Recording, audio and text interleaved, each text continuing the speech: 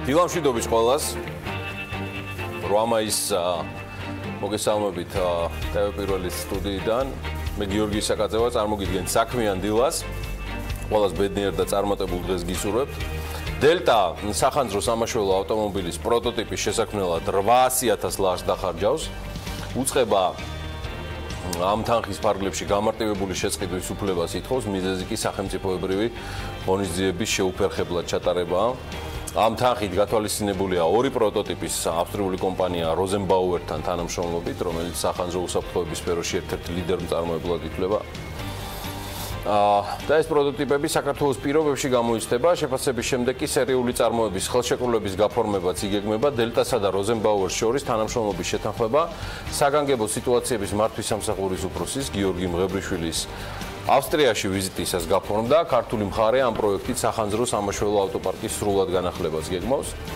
იმ პირობებში კი, როცა მეზობელი ქვეყნების სამაშველო ავტოპარკით ძირითადად ძველი საბჭოთა ავტომანქანებისგან შედგება, განიხილება საქართველოში წარმოებული ტექნიკის ექსპორტიც.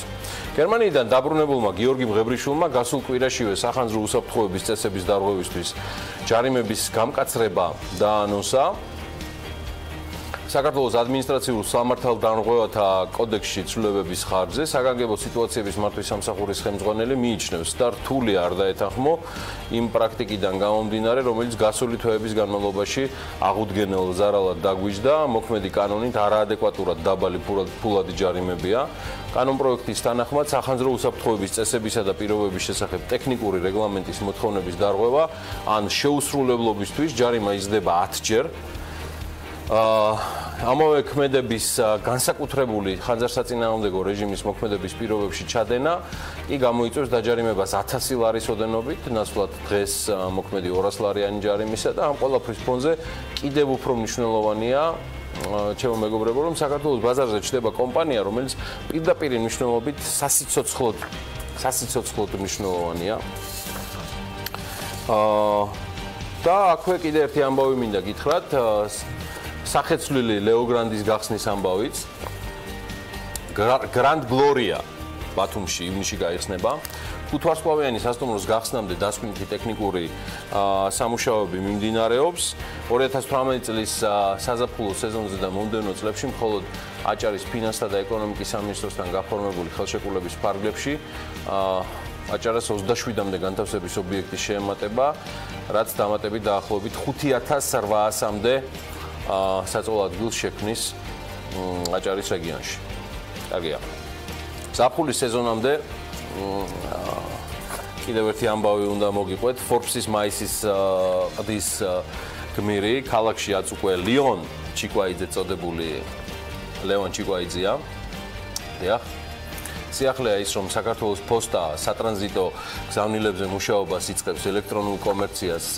საქართველოს პოსტის გენერალური დირექტორი მთელ მსოფლიოში და საქართველოშიც საფოსტო მომსახურების ბიზნესის მთავარ გამოწვევად მიიჩნევს. ლევან ჩიკვაიძე Forbes-თან ინტერვიუში ამბობს, რომ უახლოეს მომავალში მეწარმეებს ღია პლატფორმა შესთავაზებენ, რომლის საშუალებითაც პოსტას მომხმარებლების მიერ ელექტრონული კომერციის გზით შეძენის პროდუქტს ადგილზე მიიტანს როგორც ქვეყნის შიგნით, ისე მსოფლიოს ნებისმიერ წერტილში.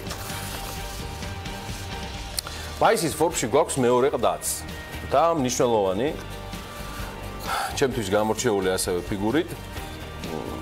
მის სახელს ასევე ვაჟაბერიძისას უკავშირდება ჩემი პირველი ზიარება სატელევიზიო საქმესთან, გადაცემასაც ასე ერქვა საქმე, რომელიც TBC TV-ში მზადდებოდა. მადლობა სატელევიზიო და შოუ ბიზნესის გამორჩეულ პატრიარქს ზაზა შენგელიას, მადლობა მას, რომ ქვეყნისთვის უმძიმეს პერიოდში გვაჩუქა მანა, შექმნა და აღადგინა სტუდენტური დღეები და რაც თავარია გზა გაუხსნა უამრავ ნიჭიერ მედია პოლიტიკურ თუ ბიზნეს ფიგურებს. მე პირადად ამ ორი ადამიანის ცხოვრებისეული ვალიდან ვერასდროს ამოვალ, ამიტომ ჩემი განსაკუთრებული პატივისცემა ვაჟაბერიძეს და ზაზა შენგელიას მათი ტანდემით და ინდივიდუალური მუშაობაც გვახსოვს და ვაფასებთ მთელი თაობა. ზაზა შენგელიამ არც წელს მოგვაკლოს სიახლეები და ბრავო რეკორდსი ონლაინ ლეგალური მუსიკის მაღაზიის ბრავისიმოს აღდგენას გეგმავს. ბრავო რეკორდსი ონლაინ ლეგალური მუსიკის მაღაზიის ბრავისიმოს აღდგენაზეა დიახ საუბარი. კომპანიის პრეზიდენტი Forbes-თან საუბარში ამბობს, რომ თავდაპირველად მაღაზია მეკობრეობის პრობლემების გამო დაიხურა და ონლაინ მაღაზიაში ქართული მუსიკა 50 თეთრი ღირდა, უცხოური კი 90. გარდა ამისა, ბრავო რეკორდში 5 წელი მუშაობდნენ, რომ გამხდარიყვნენ მთავარი რეკორდ ლეიბლების პარტნიორები და იდეაში პირველებიც არიან საქართველოში, რომლებიც გახდნენ Warner Music-ის, Sony Music-ის და ძალიან მალე გახდებიან Universal Music-ის პარტნიორები. მე ძალიან ბევრი მაქვს კიდევ ბრაუზე სასაუბრო ამ არაჩვეულებრივი ინტერვიუდან გამომდინარე, რომელიც ბრაო რეკორდსის მესვეურთან შედგა ზაზა შენგელიასთან, მაგრამ ყველაფერი თუ მოვყევი, თქვენ აღარ წახვალთ და აღარც იყიდით Forbes და ეგრე არ გამოვა. კეთილინებეთ, წაიკითხეთ Forbes-ი და საკმაოდ საინტერესო ინტერვიუებს ნახავთ. ჯერჯერობით ყდაზე არა, მაგრამ აი ზედაზენი პრემიუმ კლასის გერმანული ლუდის ჰოლსტენის ჩამოსხმას იწყებს. ზედაზენი მომხმარებელს პრემიუმ კლასის გერმანულ ლუდს ჰოლსტენს შესთავაზებს კომპანიის გენერალური დირექტორი კახა კოტრიკაძე. Forbes-თან ინტერვიუში ამბობს, რომ საქართველოში მომხმარებელი უპირატესობას გერმანულ ლუდს ანიჭებს, სწორედ ამიტომ კომპანიამ კიდევ ერთ გერმანულ ბრენდზე გააკეთა აქცენტი. ძალიან საინტერესო მოგზაურობა გელით, მოკლედ, მაისის Forbes-ის გამოცემაში. სუპერ საინტერესო, აი ძალიან. წამყვანი ბიზნეს გამოცემის Forbes-ის მაისის ნომერში. ყდა ლევან ჩიკვაიძე და საქართველოს ფოსტა. 914 ლარი საშუალო ხელფასი. ბოლო 6 წლის მანძილზე სახელმწიფო ბიუჯეტში შეტანილი 40 მილიონ ლარზე მეტი. მეორე ყდა ზაზა შენგელია და 7 წლის წინ $800,000 ინვესტიციით დაწყებული ბრავო რეკორდსი, რომელსაც უკვე მიუძღვის წვლილი 1 გრემის მოპოვებაში. სპეცპროექტი, Forbes ჩეკი, ფაქტები და რიცხვები ანტისაბანკო პოპულიზმის წინააღმდეგ, რეიტინგები, მსოფლიოს ყველაზე წარმატებული ინვესტორები, ნიუ-იორკის უძრავი ქონების ყველაზე ძვირადღირებული ნიმუშები, საქართველოს ადგილი Facebook-ის მოყვარულთა ნუსხაში, ექსკლუზივი, ზურაბ ჯაფარიძის საავტორო სვეტი, დიდი ბიუროკრატია, მცირე თავისუფლება, ანალიტიკა, ცარიელი შპრიცების გაყალბებული რეფორმა, ისტორია, თბილისელი ბანკირის, თამბაქოსა და ნავთობის მაგნატის, ალექსანდრე მანთაშევის ამბავი, რომლის კონკურენტებიც როთშილდები და ნობელები იყვნენ. იკითხეთ ქართული Forbes-ი. განათლების სამინისტრო კი საჯარო სკოლებში პროექტ ევრიკას იწყებს, რომლის ფარგლებშიც ყველა საჯარო სკოლაში ონლაინ გაკვეთილები ჩატარდება. გაკვეთილებს live stream-ის რეჟიმში ციხილავთ და მას სხვა პროფესორები გაუძღვებიან. პროფესორები ბავშვებისთვის გასაგებ ენაზე მოყვებიან თავიანთი დარგის ღირებულებებს იმისთვის, რომ მოსწავლეებმა თავიანთ თავში აღმოაჩინონ ნიჭი. განაცხადა მიხეილ ჩხენგელმა. მისივე თქმით, კომპიუტერული თამაშის Minecraft-ის გაქართულებაც მიმდინარეობს.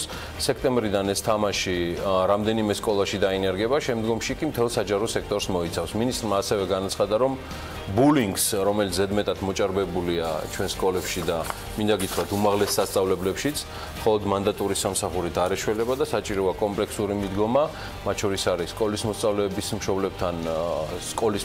მშობლებთან კონტრაქტების გაფორმება, სადაც მშობლების პასუხისმგებლობა და ვალდებულებები გაიწერება.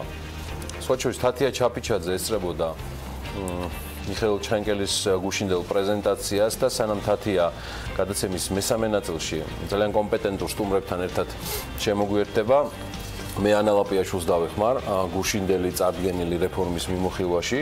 ანა, დილომშვიდობის, მოგესალმები. დილომშვიდობის, გიორგი. შეფასებით ნაწილს, რა თქმა უნდა, თათიას და მის სტუმრებს დაუთმობთ. ისინი ბევრად კომპეტენტურად ისაუბრებენ იმ ინიციატივებზე, რომელიც განათლების მინისტრმა უწყებაში მისვლიდან მხოლოდ 6 თვის შემდეგ წარგვიდგინა. მიხეილ ჩხენკელმა გუშინ თქვა, რომ ცვლილებები განათლების სისტემაში 4 მთავარ მიმართულებას მოიცავს. 4 პუნქტს აქაც ვერ გავსწით. ზოგადად უმაღლეს და პროფესიულ განათლებას, ასევე ახალგაზრდულ პოლიტიკას და ასე შემდეგ. სიახლეები ყველა მიმართულებას ეხება. მათ შორის განათლების მინისტრმა თქვა, რომ სამინისტრო განახორციელებს ცვლილებებს, როგორც პედაგოგთა პრაქტიკული უნარჩვევების განვითარებასა და პროფესიული ცოდნის ამაღლებისაკენ, ასევე რეფორმის მიხედვით სპეციალური ტრენინგების საშუალებით ისინი დაეუფლებიან სწავლების თანამედროვე მეთოდებს და ტექნოლოგიებს. მოსწავლეების ხარისხიანი სახელმძღვანელოებით უზრუნველყოფა, ასევე მიხეილ ჩხენკელის თქმით, გრიფირების მიმდინარე პროცესი, რომელიც მომავალი 2 წლის განმავლობაში განმავლობაში გაგრძელდება მნიშვნელოვანი მიმართულება იქნება და სახელმძღვანელოების შინაარსობრივი მხარის დახვეწა მოხდება. მინისტრი განმარტავს ასევე, რომ 2 წელიწადში სახელმძღვანელოების სრულად გამოიცვლება, რომელთა ხარისხიც მაქსიმალურად იქნება გაუმჯობესებული. იგეგმება ასევე ზოგადი განათლების სისტემის შეფასება ადგილობრივი და საერთაშორისო სპეციალისტების მიერ. ეროვნული მოდელი და ფინური საგანმანათლებლო სივრცის ელემენტების ერთმანეთთან შერწყმა. მოზარდებში ასევე შემოქმედებითი აზროვნების განვითარება განათლების მინისტრის განცხადებით ყველაზე მთავარი იქნება, რაც სკოლაში უნდა ხდებოდეს, ასევე შემოქმედებით და მოაზროვნე პიროვნებად ჩამოყალიბება სკოლის ერთ-ერთ მთავარ მიზნად დაისახება. აზროვნების ნაწილში, აი მაგაზე ჩავფიქრდი ახლა ზუსტად. ასე გარკვეული პრობლემები რო გვაქვს. ამაზე განცალაღიძესთან ისაუბრებენ დღევანდელი სტუმრები. სხვა შორის საერთაშორისო კვლევის შედეგებს ქართველი მოსწავლეების წიგნიერებაზე ქალების ნარატივში დღეს ნინო რევიშვილი შეფასების და გამოცდების ეროვნული ცენტრი საგანმანათლებლო შეფასების მხარდაჭერის პროექტის კოორდინატორი გაგვაცნობს. წინ საინტერესო ნარატივი გელით.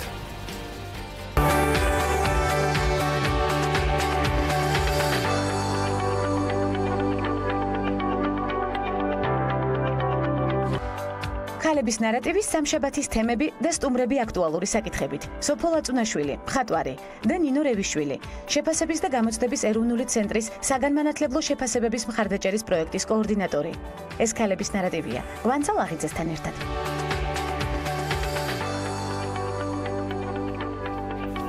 განათლების თემაზე სპიკერებს შეხვდებით დღეს BMG-ის სხვა გადაცემებით და გიორგი ისევ იმ თემას უნდა დაუბრუნე, რომელიც ჩვენ თავშივე ახსენე. მნიშვნელოვანი იქნება ის, რაც გაკვეთილების უფრო სახალისო და საინტერესო ჩატარებას გულისხმობს პროექტ ევრიკას ფარგლებში. ასევე, როგორც გუშინ ითქვა, ტექნოლოგიების დანერგვა მოხდება სკოლებში და საინტერესო პუნქტი იყო ასევე სოფლის სკოლების ახალი სიცოცხლის ნაწილი. როგორც მინისტრმა აღნიშნა, მისი მიზანია, რომ სოფლის სკოლები კულტურულ საგანმანათლებლო ცენტრები გახდეს, ცალკე მიმართულება ასევე სიახლეები პროფესიულ განათლებაში და დასაქმებაზე ორიენტირება, სწავლების ინტერნაციონალიზაცია და უნივერსიტეტების განვითარების ხელშეწყობა. მოკლედ, გუშინდელი პრეზენტაციიდან, რაც შეჯამებით ერთი წინადებით შემიძლია ვთქვა, ის არის, რომ გეგმა, რომელიც მინისტრმა წარმოადგინა, მას შემდეგ რაც ის უკვე 6 თვეა მინისტრია, ეხება ყველანაირ საფეხურს, ყველა საფეხურს, რომელიც განათლების სისტემაში არსებობს. აი, რამდენად ვთქვათ, იქნება ეს ყველა საფეხური სრულად და საფუძვლიანად შეცვლილი თან უკეთესობისაკენ, ამას რა თქმა უნდა ვნახავთ. სოციალურ მინისტრის თქმით, განათლებისა და მეცნიერების სამინისტრომ სოფლიო ბანკთან ერთად ინტენსიურად მუშაობს დაფინანსების ახალი მოდელის შემუშავებაზე, რომელიც ხელშეუწყობს უნივერსიტეტებში სამეცნიერო კვლევითი პროცესის მაღალ დონეზე წარმართვას. დამატებითი დეტალები დაფინანსების შესახებ შედარებით მოგვიანებით გახდება ცნობილი. მინისტრმა საგრანტო კონკურსების დაანონსა, როგორც ფუნდამენტურ, ასევე გამოყენებით კვლევებში და არაფორმალური განათლების ხელშეწყობა. მიხეილ ჩხენკელის თქმით, სამინისტრო ხელშეუწყობს სეზონური სამეცნიერო სკოლების ფუნქციონირებას, ასევე იგეგმება ხელმისაწვდომობის გაზრდა ახალგაზრდულ და მოსწავლეთა ბანაკებზე. ვრცელი გეგმა წარადგინა განათლების მინისტრად, დღეს მის ამოწურვას ნამდვილად ვერ შევძლებთ, თუმცა აი დისკუსიას და მსჯელობას კი ნამდვილად გავხსნით. თემის გაგრძელებაც და ჩემთვის ძალიან მნიშვნელოვანიც განათლებასა და ბიზნესში არსებული გლობალური გამოწვევების საპასუხოდ Emercoin-ი შექმნის blockchain სისტემას, რომლის მეშვეობითაც უმაღლესი სასწავლებლების კურსდამთავრებულები ცოდნის დამადასტურებელი დიპლომისა და ოფიციალურად დამოწმებული სერტიფიკატის შენახვას დაცულ სუპერდაცულ მე ვიტყოდი პლატფორმაზე შეძლებენ. Emercoin-ის საპილოტო პროექტი თბილისის ბიზნესისა და ტექნოლოგიების უნივერსიტეტისთვის შეიქმნა და ის სხვა სასწავლებლებისთვისაც იქნება ხელმისაწვდომი. Silicon Valley თბილისი, რომელიც 2016 წელს შეიქმნა და ის პირველი კერძო მაღალ ტექნოლოგიური ცენტრია, უნივერსიტეტი ბიზნესის და ტექნოლოგიების უნივერსიტეტზეა საუბარი, ინოვაციური სასწავლო მიდგომების განვითარებისთვის საპილოტო პროექტს Emercoin Blockchain-ს მეშვეობით გეგმავს, რადგან Emercoin-ი სწორედ უნივერსიტეტს აძლევს შესაძლებლობას იყოს მოქნილი ინოვაციური მომსახურების გამოყენებისა და გავრცელებისას. სულ ცოტა ხნის წინ Emercoin-მა ასევე დაანონსა, რომ ის მუშაობს Pirveli გრუპთან ერთად იმისთვის, რომ შექმნას პირველი დამცავი ჯაჭვი კრიზისული შემთხვევების გადაზღვევისთვის. სისტემის შემუშავება დაზღვევაზე სპეციალიზებული Bezley და Lloyd's Cover Holder Risk Cooperatives მიერ ხდება და ამ თემაზე სულ მალე მიხეილ ბატიაშვილს უმასპინძლებთ ჩვენთან ეთერში, ჩვენს თანაწამყვანთან ეფრემ ურუმაშვილთან ერთად და ცხადია, ეს არ არის ყველაფერი, რასაც კიდევ საქმიანი დილაში იხილავთ. 8 მაისს დილას საქმიანად იწყებენ ნინი ლონგურაშვილი და ქეთა გაბუნია, ევა ბოჭორიშვილი და გოგა მელიქიძე. ხსტუმრობენ ეფრემ ურუმაშვილი და მიხეილ პატიაშვილი. თათია ჩაფიჩაძე მასპინძლობს მარიამ ჯაშს და გია მურღულიას. მარიამ ადამიანს სტუმარი, თათია ბიძინაშვილი იქნება. დილა საქმიანია TV Pirveli-ზე.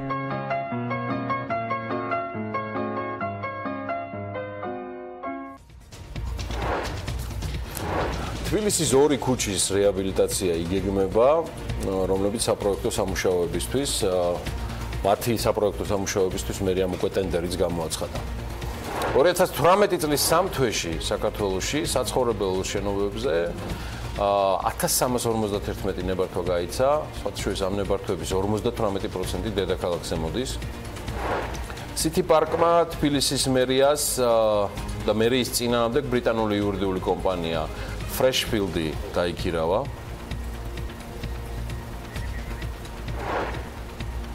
ნახე ამ თემასთან დაკავშირებით კახაკალაძის კომენტარი. მეგონი ღამე არ დაეძინება. ცხადია, ქართული მხარეს დაიქირავებს შესაბამისად ადვოკატებს და იქნება სპარინგი სასამართლოში, რომელიც დასრულდება სიმართლის გამარჯვებით. დედაქალაქში კი 2 ქუჩისარეაბილიტაციო საპროექტო დოკუმენტაციის შედგენაზე მერიამ ტენდერი გამოაცხადა. საუბარია გორგასლის ქუჩასა და კაჩინსკის ქუჩაზე და სატენდერო პირობების თანახმად წინადადებების მიღება 12 მაისს დაიწყება და 15 მაისს დასრულდება.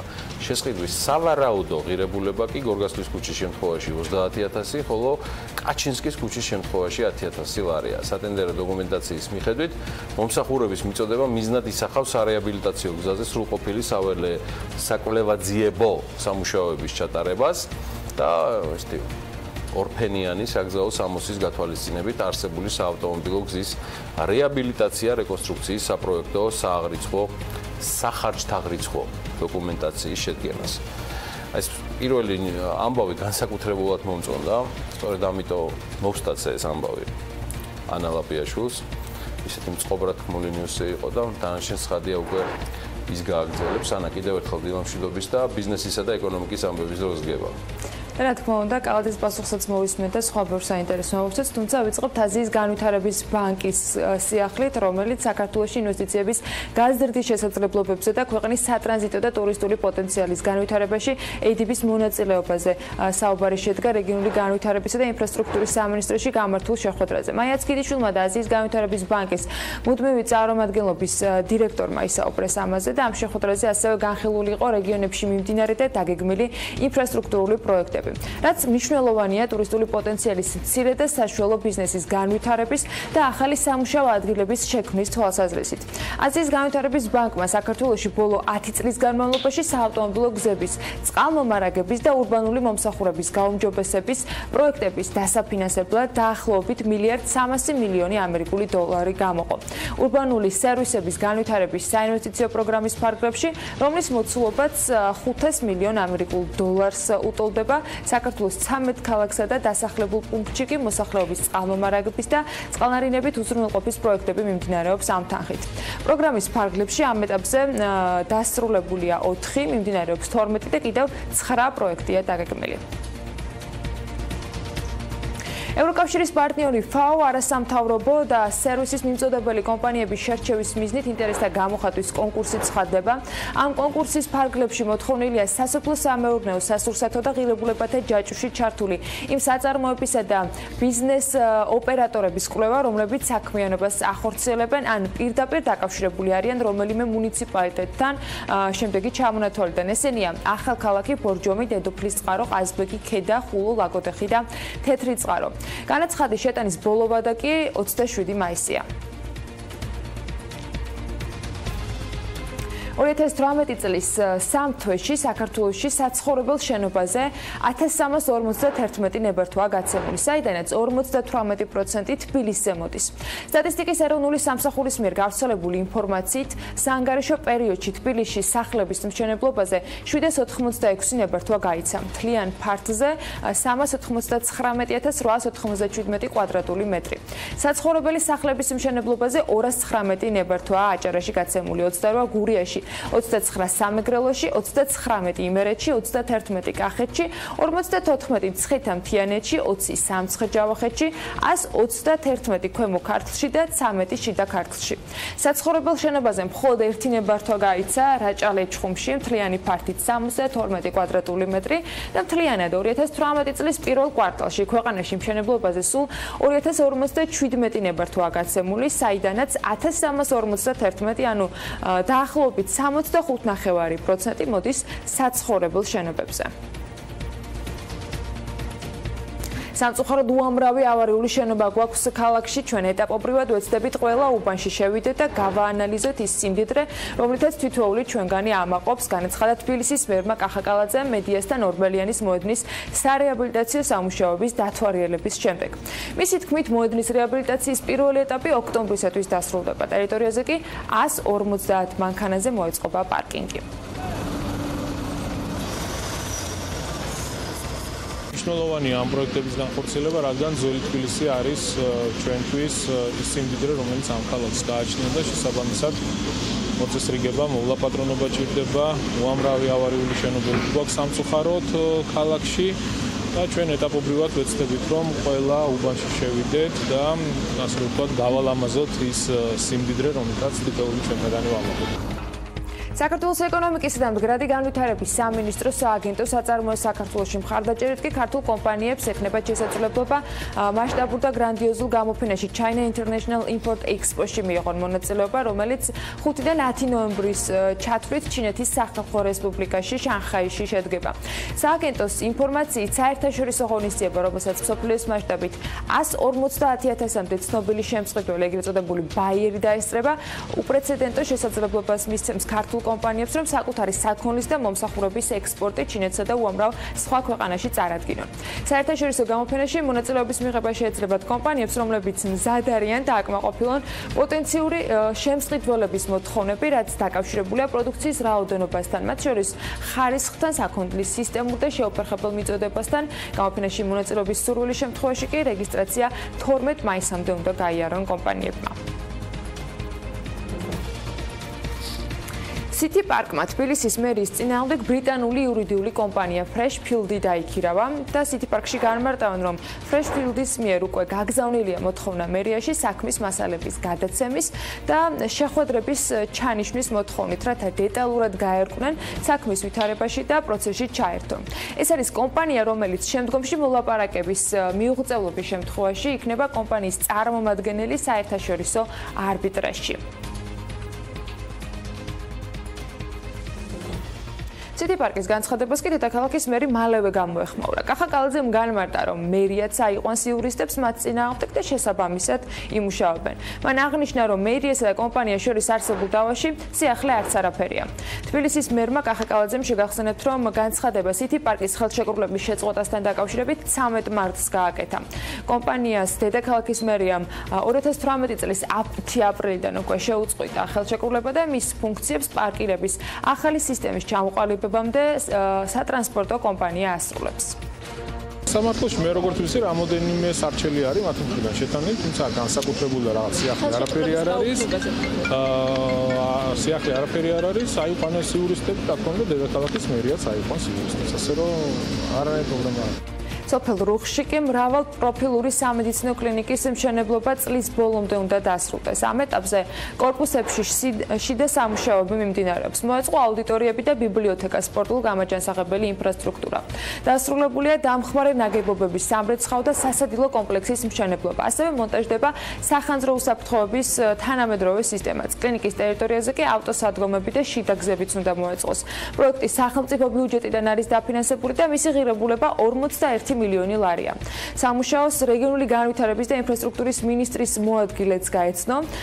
პროექტს მისი თქმით განსაკუთრებული დატვირთვა აქვს ადგილმდებარეობის თვალსაზრისით. ამოქმედების შემდეგ კი საავადმყოფო რეგიონის და აფხაზეთიდან ჩამოსულ პაციენტებს მოემსახურება. კლინიკა ჯამში 220 საწოლზეა გათვლილი. სამკურნალოდ ჩამოყვანილი პაციენტების ოჯახის წევრებისათვის კი 100 ადგილიანი საერთო საცხოვრებელი ფუნქციონირებს. დასრულების შემდეგ ობიექტი ოპერირებისათვის უკვე ჯანდაცვის სამინისტროს გადაეცემა.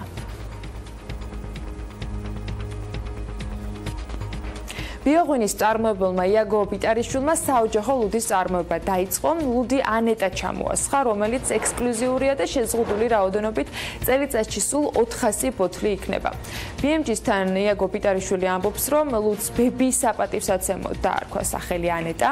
იაგოს მარანთან მდებარე ტურისტულ ობიექტში გაიყიდება სწორედ ანეტა და მცირე რაოდენობით ის ექსპორტზეც გავა. ეს სატესტო პარტიაა, ძირითადად სტუმრებს გავაცნობთ მას, ვინც ამჟამად დაგეგმილ ღვინის ფესტივალზე ჩამოვლენ და მარანში მესტუმრებიან, ამბობს მწარმოებელი. ეს იქნება მცირე რაოდენობით წარმოება და ლუდს ყოველთვის ხარშავდა ჩემი ბებია, რომლის სახელით დავარქვი ამ სასმელს, რომელსაც იგივე ტექნოლოგიით დავამზადებ, როგორც ის აკეთებდა.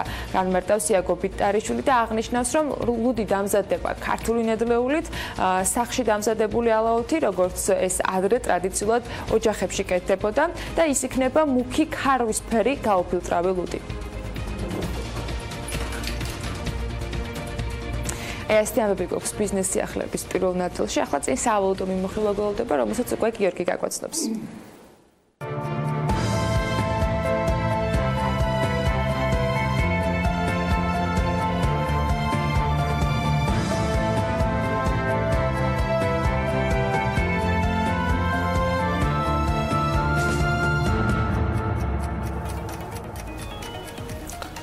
დოლარი გაუფასურდაო 2 ლარი და 55 თეთრი ღირს. პრინციპში კლებადია ტენდენცია, იმიტომ რომ 2 ლარი და 44 თეთრი, 2 ლარი და 53 თეთრი არის გადამცვლელ პუნქტებში და ცენტრებში. ევრო 2.91-ზე ჩამოვიდა, ლარი მომძლავრდა მასთან მიმართებაში. ლირასთანაც 57 თეთრად არის შესაძლებელი თურქული ლირას შეძენა და 3 ლარი და 31 თეთრი ფასობს ფუნტ სტერლინგი. საქართველოს საფონდო ბირჟამ 9 კომპანიის დელისტინგი გამოაცხადა. ამაზე ინფორმაციას GBC ავრცელებს. ვაჭრობიდან მოიხსნა ინდუსტრია ინვესტის, ქუთაისის მინისტარის ქარხნის, ფოთის წისვილ ქარხნის, საქართველოს ლადას, საკარცხულის, ორბელი ტრანსის და თემქაპურის, ასევე თფილ მარგარინ მრეწვის ასე ვთქვათ აქციები. ბირჟის სავაჭრო სისტემაში ბოლო 6 თვის განმავლობაში გარიგება არ დადებულა და არ დაფიქსირებულა. ასე განმარტავს ბირჟის მენეჯმენტი კომპანიების დელისტინგის მიზეზს. განსხვავებულია ინდუსტრია ინვესტის შემთხვევა, კომპანია თავად გადაწყვიტა ბირჟის დატოვება. კიდევ ერთი ამბავი, რაც მინდა გაგიზიაროთ, Forbes Georgia-მ 2017 წლის განმავლობაში საგადახდო ბარათებით განხორციელებული ოპერაციები დათვალა და მოგვახსენა, დაწერა, რომ საქართველოში კვლავ ძირითად საცალო გადახდის ინსტრუმენტად რჩებოდა. მისმა რაოდენობამ წლის ბოლოსთვის 9,100,000 შეადგინა და მათგან დიდი წილი 92% არის სადებეტო ბარათები, ხოლო 8% საკრედიტო ბარათები. გამოშვებული ბარათების უმეტესობა, ანუ 83% არის საერთაშორისო ბარათები, მათ შორის მოდი ჩავშალოთ. Visa 28%, Mastercard 47%, Amex 1%, UPI 7%. დანარჩენი 17% არის ლოკალური ბარათები. მთლიანობაში ქართული ბარათების რაოდენობა 2016 წლის დეკემბრის თვესთან შედარებით 3%-ით არის შემცირებული. მათგან გამოშვებული Visa ბარათების რაოდენობა შემცირდა 21%-ით, ხოლო ლოკალური ბარათების 9%-ით.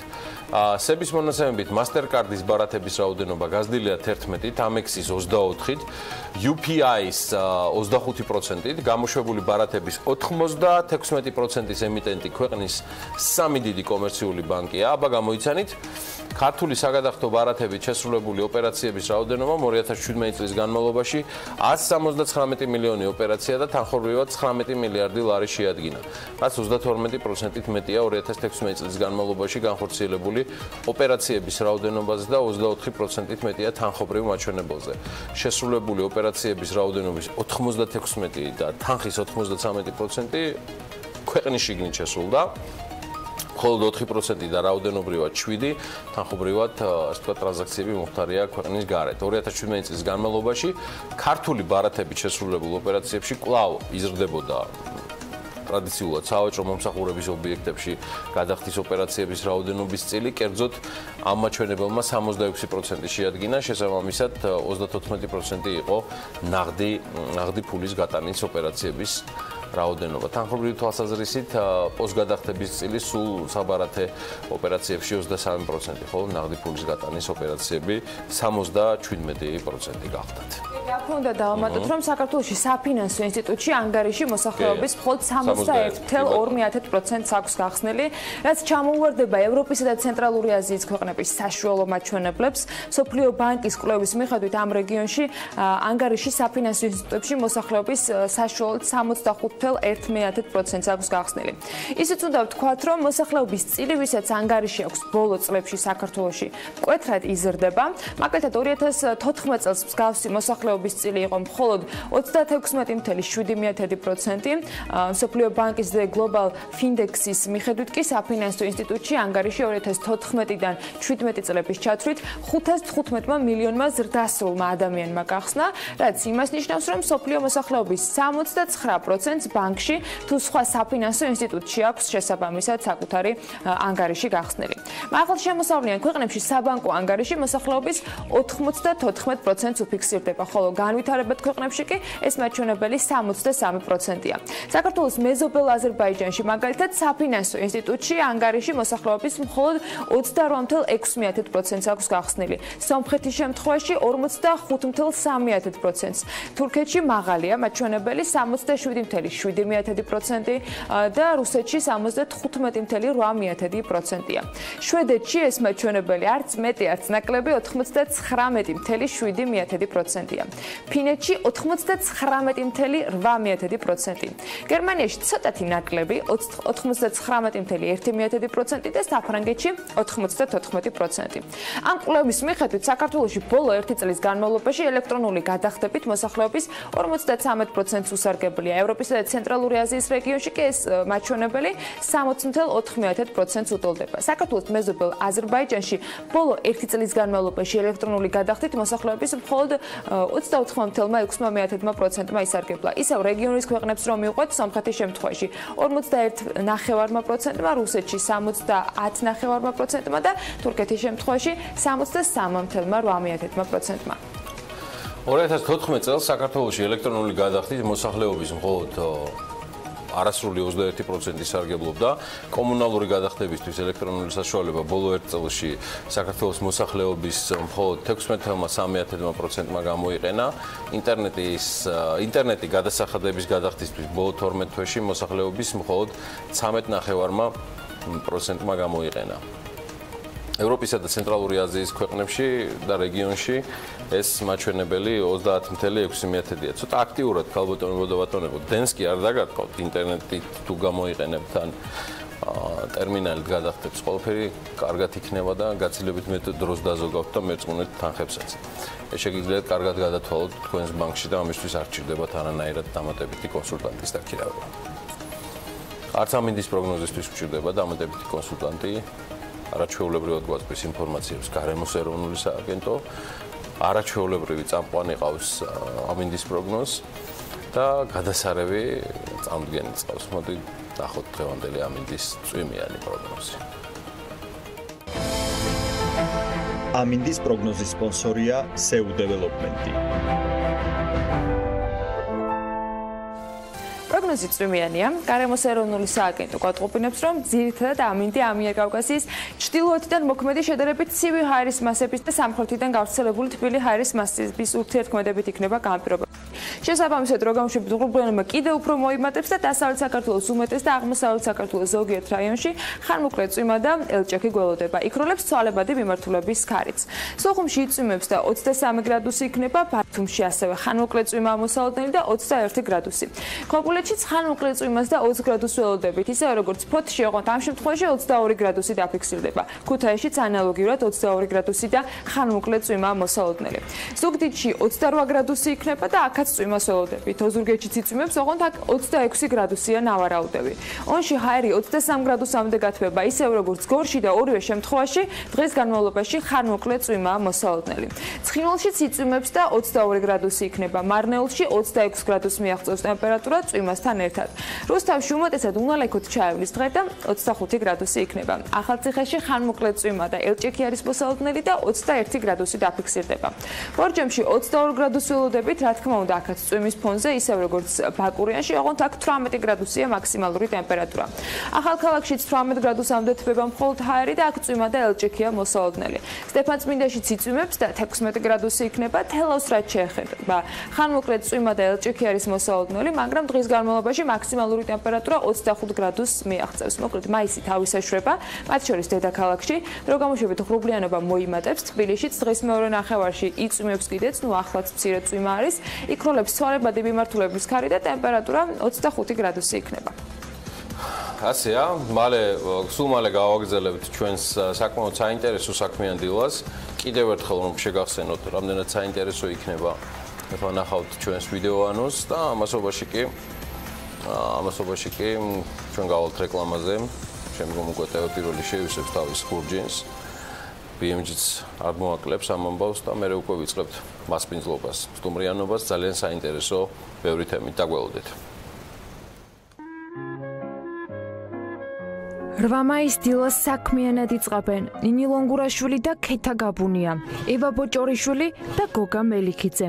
სტუმრობენ ეფრემ ურუმაშვილი და მიხეილ პატიაშვილი. თათია ჩაფიჩაძე მასპინძლობს მარიამ ჯაშს და გია მურღულიას. მარიამ ადამიანის სტუმარი თათია ბიძინაშვილი იქნება. დილა საქმიანია TV Pirveli-ზე.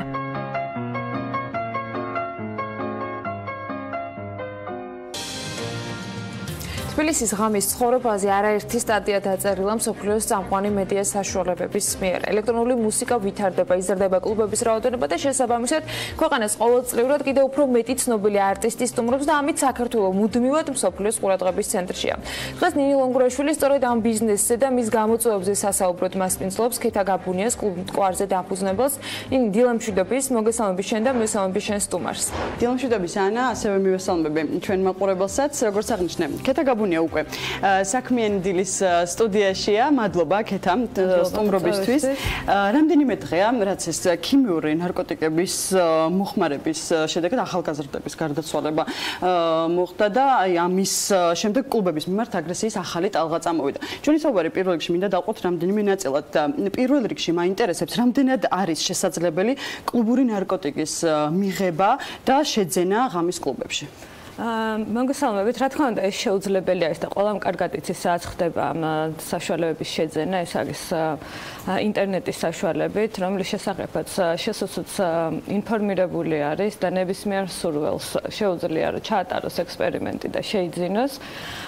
თუმცა ამაზე არ რეაგირებს და გაჩაღებული აქვთ კამპანია კლუბების წინააღმდეგ, რომელიც ახლახანს არ დაწყებულა, ეს დიდი ხანი არის, რაც კლუბების წინააღმდეგ რაღაცა მითები იქმნება, თითქოს იქ არის შეუძლებელი შეღწევა და ასე შემდეგ და იქ რაღაცა საოცრეები ტრიალებს. თუმცა ამითების უკან დგას უბრალოდ ჩვეულებრივი გასართობი ადგილები, სადაც ადამიანები პარასკევს და შაბათს იკრიბებიან და მუსიკას უსმენენ და ცეკვავენ. მე მეინტერესებს ამოწმებს თუ არა კონკრეტული უწყება, აი თქვენ შემთხვევაში მტკვარზე მოწმდება თუ არა და ირღვევა თუ არა ზოგადად კანონი აი შიდა ტერიტორიაში. იცით რა, გააჩნია კანის დარღვევას რას დავარქმევთ, თუმცა ყველა სტუმარი მოწმდება, ყველა სტუმარი მოწმდება, როდესაც შედიან, ისინი მოწმდებიან პირველ რიგში სრულწლოვანებასთან დაკავშირებით, იმიტომ რომ სადაც სასმელი და სიგარეტის მოხმარება ხდება, იქ არ შეიძლება რომ არასრულწლოვანი ადამიანი შევიდეს და ასევე მოწმდებიან ფიზიკური დათვალიერებით და მათი პირადი ნივთების დათვალიერებით. ეს უკაცრია ეს ფეის კონტროლი იქამდე სანამ შევლენ შიდა ტერიტორიაზე კლუბის და სამომავლოდ თუ იგეგმება კიდევ უფრო გამკაცრება ფეის კონტროლის და უსაფრთხოების. კი, ამ მიმდინარე მოვლენებიდან გამომდინარე გადავწყვეტ რომ კიდევ უფრო გავამკაცროთ უფრო შიდა ტერიტორიაზე უსაფრთხოება, იმიტომ რომ ადამიანების სიცოცხლეს ემუქრება საფრთხე როგორც ჩანს. თუმცა ეს არ არის მხოლოდ კლუბების ტერიტორიაზე საფრთხის შემცველი ქმედება, იმიტომ რომ ეს ადამიანები დაიღუპნენ სახლში, როდესაც უკვე სახლში წავიდნენ და დაიძინეს. ანუ ეს არ არის კლუბში მომხდარი უბედური შემთხვევები, თუმცა კლუბები იღებენ თავის თავზე პასუხისმგებლობას ისედაც და ასეაც, რომ მუდმივად აკონტროლონ თავიანთ ტერიტორიაზე უსაფრთხოების ნორმები. ამისთვის სპეციალური სტაფი არსებობს და თანამშრომლები არსებობენ, რომლებიც მუდმივად ათვალიერებენ დესლერზე თუ საპირფარეშოებში სიტუაციას, უბრალოდ ვინმე ჩაეძინოს ან ცუდად არ გახდეს და ასე შემდეგ. ეს ისედაც მუდმივად ხდება და რა თქმა უნდა უფრო გავამკაცრებთ კიდეც ამ მიმართულებით.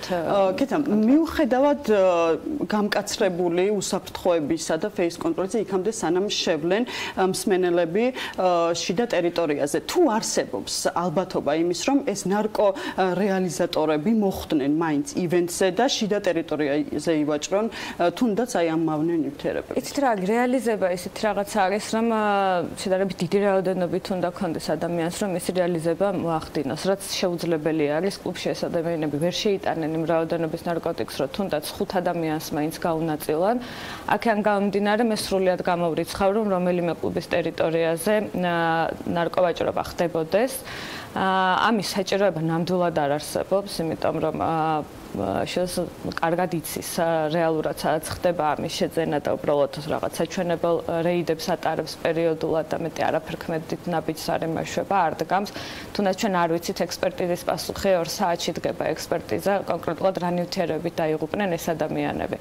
თუმცა ამდენი ხანია უკვე 10 დღე გავიდა პირველი გარდაცვალების შემთხვევებიდან და არავის არ გაუცნია ჩვენთვის კონკრეტულად რა იყო და რისი უნდა გვეშინოდეს და რა სიმპტომებს უნდა ვებრძოდეთ და ჩვენ კლუბები, რომლებსაც ამხელა ბრალი გვედება ამდენ უბედურებაში, უბრალოდ არ ვიცით რა ნივთიერებას უნდა ვსდიოთ და ვებრძოლოთ, არის ეს სიცხის სახით, ფხვნილის სახით თუ რა სახით არის. აქედან გამომდინარე, ჩვენ ვფიქრობთ, რომ ეს რაღაცა შესულს უბრალოდ არ აწყობს, ან უბრალოდ არ აქვს უნარი, რომ ესეთი დანაშაულები გახსნას და მარტივ გამოსავალს ეძებს და აბრალებს იმ ადამიანებს, რომლებიც უბრალოდ არ მოწონს იმის გამო, რომ არ ვიცი, სხვა მიზეზების გამო. კიდე, საკმაოდ დიდი ხანია ამ სფეროში მოღვაწეობთ. რა საფრთხეებს ხედავთ აი ამ ამბების შემდეგ? მიუხედავად იმ ყველაფრისა, რაც დაახლოებით არა 2-3 წელიწადია, რაც ეს კლუბური სფერო და ქართული კლუბი თბილისის საკმაოდ საზღვრებს ფარგლებს გასცდა და საკმაოდ კარგი პოპულარობითაც სარგებლობს. რა საფრთხეებს ხედავთ აი ამ ყველაფრის ფონზე? დღეს აი უცხოურ პრესას თუ გადავხედავთ, თქვენ ახსენეთ კიდეც დასაწყისში, ნამდვილად თბილისი იქცა ერთ-ერთ ღირსშესანიშნავ ადგილად და ისეთ გამოცემებში იწერება ჩვენი ელექტრონული მუსიკის სცენის შესახებ, რაც აქამდე საერთოდ ვერ წარმოგვედგინა თუ მოხვდებოდით რაიმე მიმართულებით. აქედან გამომდინარე, იზრდება ქვეყნის ცნობადობა, უფრო მეტი ტურისტი ჩამოდის და გარდა ტურისტების ჩამოსვლისა ის დიჯეები და ის მუსიკოსები, რომლებიც მუდმივად პოსტავენ საკუთარ სოციალურ ქსელებში ჩვენთან ვიზიტების შესახებ და ასე შემდეგ, ძალიან დიდ პოპულარობას აძლევენ ასევე ჩვენ ქვეყანას. თუმცა ამის მიუხედავად ეს კამპანია არ წყდება და არ ვიცი ამის მიზეზი რა არის. წესით სახელმწიფოს უნდა აწყობდეს პირიქით, რომ ესეთ დამოუკიდებელი სფეროები ვითარდება ისე, რომ არანაირი ჩარევა სახელმწიფოს მხრიდან არ ხდება არც რეკლამირებაში და არც არაფერში და იმსაგრად უბრალოდ ხელი არ შეგვიშალონ და ჩვენი შავი პიარის მაგივრად ჩვენ მხარდაჭერას ცდილობდნენ, ისე იქცევიან თითქოს მიზანმიმართულად გვიკეთებენ ასეთ და მიზანმიმართულად გვაგდებენ ასეთ დღეში, რომ უბრალოდ ვეღარ შევძლოთ ჩვენ მუშაობა, თუმცა რა შეაწყობს ეს სახელმწიფოს ნამდვილად არის. იმ ფონზე, როდესაც ნამდვილად იყო გამოხმაურებები საერთაშორისო მედიიდან და უმაღლესი შეფასებები, დღეს არაერთგვაროვანი არის მათ შორის საზოგადოებაში და კლუბების წარმომადგენლების მხრიდან სწორედ ამ კამპანიასთან დაკავშირებით პოზიცია და მოდით მოკლე სიუჟეტი ვნახოთ, სანამ საუბარს გავაგრძელებთ თემასთან დაკავშირებით. რეალურად რა გამოიარეს, რა ეტაპები გაიარეს ქართულმა კლუბური ცხოვრების ბიზნესის წარმომადგენლებმა და დღეს რას ხედავენ ისინი საფრთხეებად თუ გამოწვევებად?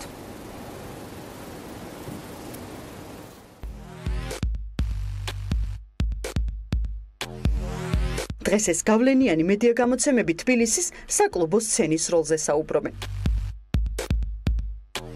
The Guardian აქვეყნებს სტატიას სათაურით კლაბერებმა ლონდონი და ბერლინი დაივიწყეს. საცეკვაო ადგილი დღეს აღმოსავლეთ ევროპა, რომელთა შორისაც 2 ქართული კლუბი მოხვდა მტკვარზე და ბასიანი. ღრმად მიწის ქვეშ ბასიანზე ცნობილმა გამოცემამ მაგაზინმა ბასიანი მსოფლიოში ყველაზე ბნელ მიწისქვეშა კლუბად დაასახელა. ბასიანი ონლაინ სერვისის Hostel Worlds-ის რეიტინგის პირველ სტრიქონზე აღმოჩნდა. ის მსოფლიოს საუკეთესო კლუბების ტოპ 20-ში შევიდა.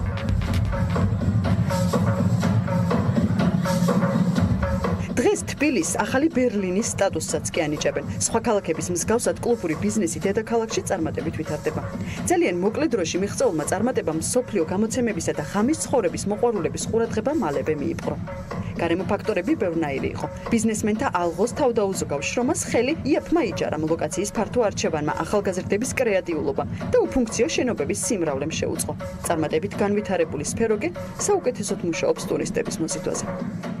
ჩვენთან ვინც არტისტები ჩამოდიან, ყველა იძახის, რომ ან ბერლინთან ერთად მოგვიხსენიებენ თავისუფლად. ჩვენს ზემოთ ბერლინის გარდა, ან ბერლინის ტოლად გვაყენებენ, ანუ ბერლინის შემდეგ მეორე ქალაქად და არავინ არ მოიხსენიებს თბილისს როგორც რაღაც მეხუთე ან მეექვსე ქალაქად. ანუ ელექტრონული მუსიკის განვითარების ხრივ რაც მოხდა აქ უახლოეს 2-3 წელში, არის არარეალური. არსად არც ერთ ქალაქში არ დაფიქსირებულა მსგავსი ბუმი, ესე უცებ.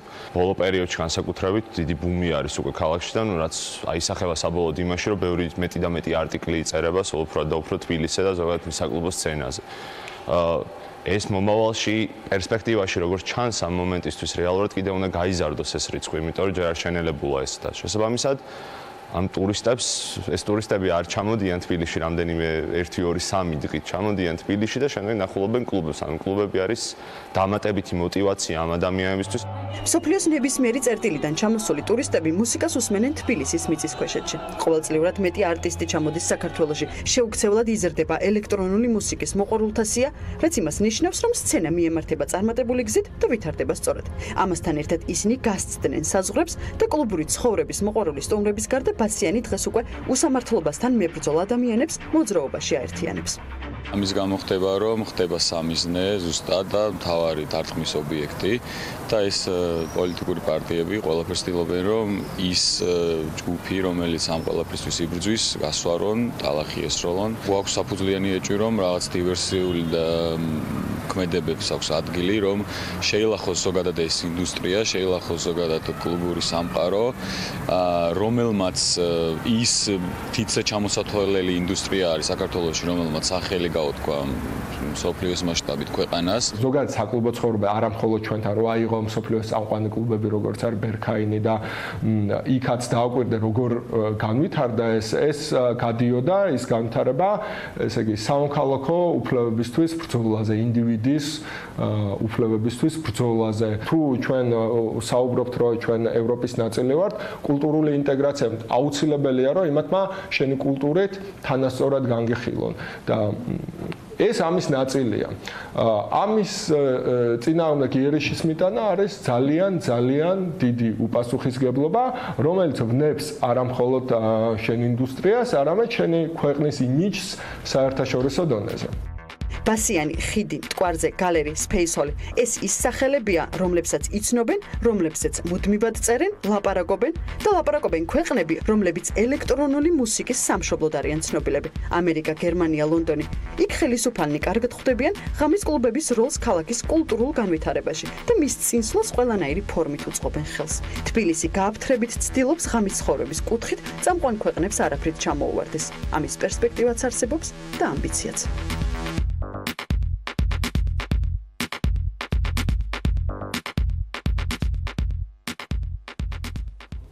ვაგრძელებთ ქეთა გაბუნიასთან საუბარს კლუბ მტკვარზე დამფუძნებელი სტუმრობს საქმიანი დილას.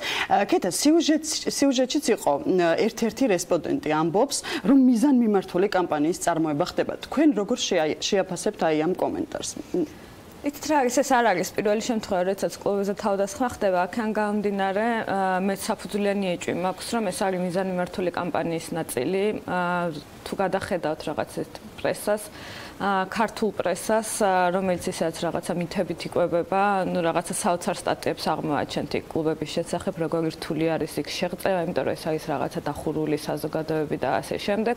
თუმცა ამით ის უკან ძალიან ესეთი მარტივი ჭეშმარიტებები დგას, რომ უბრალოდ არასრულწლოვანი შესვლა არ შეიძლება და ეს არასრულწლოვანი ბავშვები მერე უბრალოდ სოციალურ ქსელებში წერენ სტატუსებს, რომლის მიხედვითაც ეს სტატიები იქმნება და ებმება 1000 კუდი. ეს უარყოფითი კამპანია წლების განმავლობაში, ანუ რაც უფრო აქტიურდება კლუბების სოციალური მიმართულება, ანუ ის მიმართულება, როდესაც ჩვენ უკვე დავიწყეთ სხვადასხვა ჯგუფების მხარდაჭერა სხვა იდეების ხარდაჭერა, რაც არის დასავლური ღირებულებები და რაც ეხება რაღაც ჩვენი ქვეყნის დასავლური მიმართულებით განვითარებას, პირდაპირ ანუ მის პროპორციულად გაჩნდა უკვე ეს ანტიძალები, რომლებმაც დაიწყეს ანტიკამპანია, რაც ასევე რაღაც ანტისახელმწიფოებრივი ქმედება მგონია, იმიტომ რომ ისინი პირდაპირ ურტყამენ იმ დასავლურ ღირებულებებს და იმ პიროვნულ ღირებულებებს, რომლებიც თუნდაც ქვეყანას დეკლარირებული აქვს, მაგრამ არ ვიცი სრულდება თუ არა. მადლობა, კეტა. არ მინდა ახლა მე პოლიტიკაში გადავიჭრა, თუმცა მინდა შევეხო ბერა ივანიშვილის Facebook განცხადება, სადაც ის ამბობს, რომ მისი ოჯახი დაინტერესებული არის აი ამ მკვლელი ნარკოტიკების თემის გამოძიებით და პასუხისმგებელი პირების დასჯით. ხედავთ თუ არა ამაში თქვენ აი ამ ინდუსტრიის საფრთხეს? იცით რა, ზოგადად ძალიან საფრთხის შემცველი არის ბერა ივანიშვილის განცხადებები, იმიტომ რომ ჩვენ გვახსოვს წინა შემთხვევებით, როდესაც მისი სტატუსებით წყდებოდა სამართლებრივი საქმეები, მაშინ როდესაც ადამიანები დღეს კიდევ ციხეში სხედან და ამტკიცებენ საკუთარ უდანაშაულობას და იმას, რომ მათ ჩაუდეს სხვა ტიპის ნარკოტიკი, თუმცა ბერა ივანიშვილის სტატუსით თურმე ყველაფრის მოგვარება შესაძლებელი არის. ეს სტატუსით საკმაოდ საფრთხის შემცველი არის, იმიტომ რომ ბერა ივანიშვილი არ წარმოადგენს დღესდღეობით არაფერს, არ არის არც პოლიტიკური ფიგურა და რომ წარმოადგენდეს, მას არ აქვს უფლება, რომ ესეთ რაღაცები მოითხოვოს და პირდაპირ თით დაადოს კლუბს, რომელშიც არ მომხდარა მსგავსი არაფერი და ეს ადამიანები უბრალოდ საკუთარ სახლში დაიღუპნენ და კლუბში არც შეუძენიათ ეს ნარკოტიკი. ანუ წარმოიდგინეთ არის სიტუაცია, როდესაც სადღაც შეიძინე არაყი, გაიარე რესტორანში, წახვედი სახლში და სახლში ამ არყით მოიწამლე და ცუდად გახდი და რესტორანს ვაბრალებ. ზუსტად ესეთი აბსურდული სიტუაცია არის და ბერა ივანიშვილის ეს განცხადებაც და ეს სტატუსიც, რაც მისი ოჯახიც არის ნახსენები და მე და მთელი ჩემი ოჯახი ესე მოიხსენია. ასევე ადასტურებს, რომ არ არის ეს უბრალოდ რაღაცა შემთხვევითობა, რომ კლუბების წინააღმდეგ რაღაცა კამპანია არის წამოსული. ვისურვებდი, რომ ეს რაღაცა ჩვენი უბრალოდ დამთხევებისგან გამოწვეული რაღაცა აზრი იყოს, თუმცა ბოლოდროინდელი მოვლენები არ მაძლევს ამის უფლებას. კეტა და ბოლო კითხვას დაგისვამთ, როგორ ხედავთ ამ ყველაფრიდან გამოსავალს თქვენ? იცით რა არის, ჩვენ მიუხედავად იმისა, რომ არის ბაზარზე კონკურენცია, ბევრი კლუბები და ასე შემდეგ, ჩვენ გვაქვს ერთი ძალიან დიდი პლუსი, რომ ჩვენ ერთი მიზნისთვის ვიბრძვით და ჩვენი ღირებულებები საერთო არის. ჩვენ შეიძლება რაღაც ივენთების პერიოდში რაღაცა კონკურენტულ გარემოს ვქმნიდეთ და ვცდილობდით, რომ ვინმეს კლუბში უფრო მეტი ადამიანი წავიდეს, თუმცა საბოლოოდ, როდესაც რაღაცა საერთო საქმისთვის ხდება, მაშინ ჩვენ გაერთიანება არ გვიჭირს. ახლა თან საფესტივალო სეზონი მოდის და ხელისუფლება ფრთხილად უნდა იყოს, იმიტომ რომ ქვეყანა ისაც დაგეგმილი არის უამრავი ფესტივალის, სხვა შორის ჩეკინ ჯორჯიას ფარგლებშიც ასევე. ეს ფესტივალები არ არიან დაზღვეულები, რომ იქაც რაიმე ფატალური შემთხვევა მოხდეს და სახელმწიფოს ინტერესში არის პირდაპირ, რომ მის მიერ დაფინანსებულ საზაფხულო ფესტივალებზე მაქსიმალურად იყოს უსაფრთხოება დაცული და ვიცოდეთ უბრალოდ ბაზარზე რა ტრიალებს და რა უბედურება ტრიალებს. როდესაც სახელმწიფოს შეუძლია, რომ 2 საათში გააკეთოს ტესტი და დადოს შედეგი რეალურად რა მოხდა და რა არის ბაზარზე გაჩენილი, ისინი დაკავებულები არიან სტატიების წერით. მადლობა სტუმრობისთვის საქმიანი დილაში. ჩვენს გადაცემას კეტა გაბუნია კლუბ მტკვარზე დამფუძნებელი სტუმრობდა. მე დღევანდელი თემა მინდა დავასრულო სწორედ საზაფხულო ფესტივალებით, რომელიც კეტა გაბუნიამაც ჩვენთან უკვე დაანონსა, რომ იწყება სეზონი. ქართულ მსმენელს ყოველ პარასკევს კლაველის თბილისის ყველა კლუბი ყოველ პარასკევს შაბათს და კვირას, ასევე 23 და 24 ივნისს თბილისი ოფენეარი გველოდება კლავ ლისის ტბიდან 2 კილომეტრში, ასევე წინგველის 4GB, რომელიც ასევე ის კლავ თავის ლოკაციაზე საგურამოში გაიმართება და ეს იქნება 18, 19, 25 და 26 მაისს. ფესტივალი ეზო, რომელიც მზესუმზირის ორგანიზებით ხდება და ასევე მთელი ზაფხული შეგვიძლია შევაჯამოთ და მოვუსმინოთ ჯაზს, რომელიც შავი ზღვის სანაპიროზე გაიმართება Black Sea Jazz ფესტივალის მსმენელს ივლისის თვეში, ასე რომ წინ ნაინც საკმაოდ დატვირთული ზაფხული გველოდება. მადლობა ნინის, მადლობა კეთას სტუმრობისათვის. წარმატებებს უსურვებთ მას. შემცირე სარეკლამო პაუზა გველოდება საქმიანი დილის ეთერში და დაგიბრუნდებით ბიზნეს სიახლეების მორიგი კოლაჟით.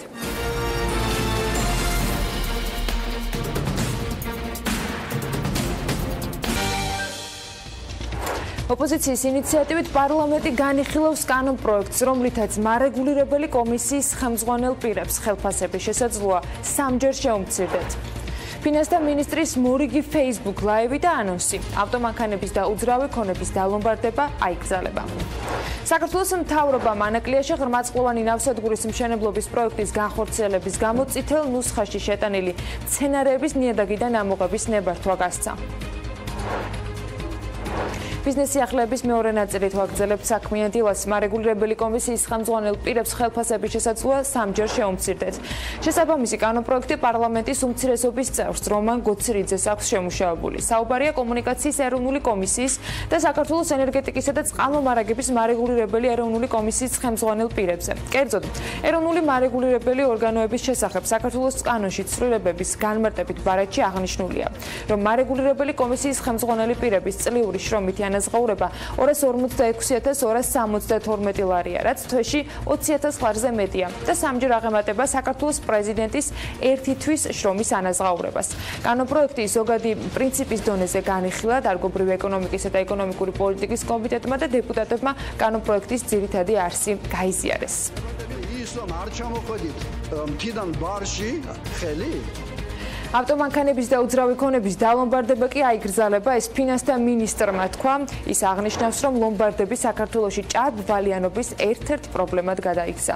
ბახტაძის თქმითვე მიუღებელი ოპონენტების არგუმენტები თითქოს ამით ადამიანებს ბიზნესის დასაწყებად სასტარტო კაპიტალზე წვდომა შეეზღუდებათ და მისი აზრით რეგულაციების არსებობამ ამ კუთხით მოქალაქეებსა და ლომბარდებს შორის არაჯანსაღი ურთიერთობების წახალისება განაპირობა, განსაკუთრებით ავტომანქანებისა და უძრავი ქონების დალომბარდების კუთხით.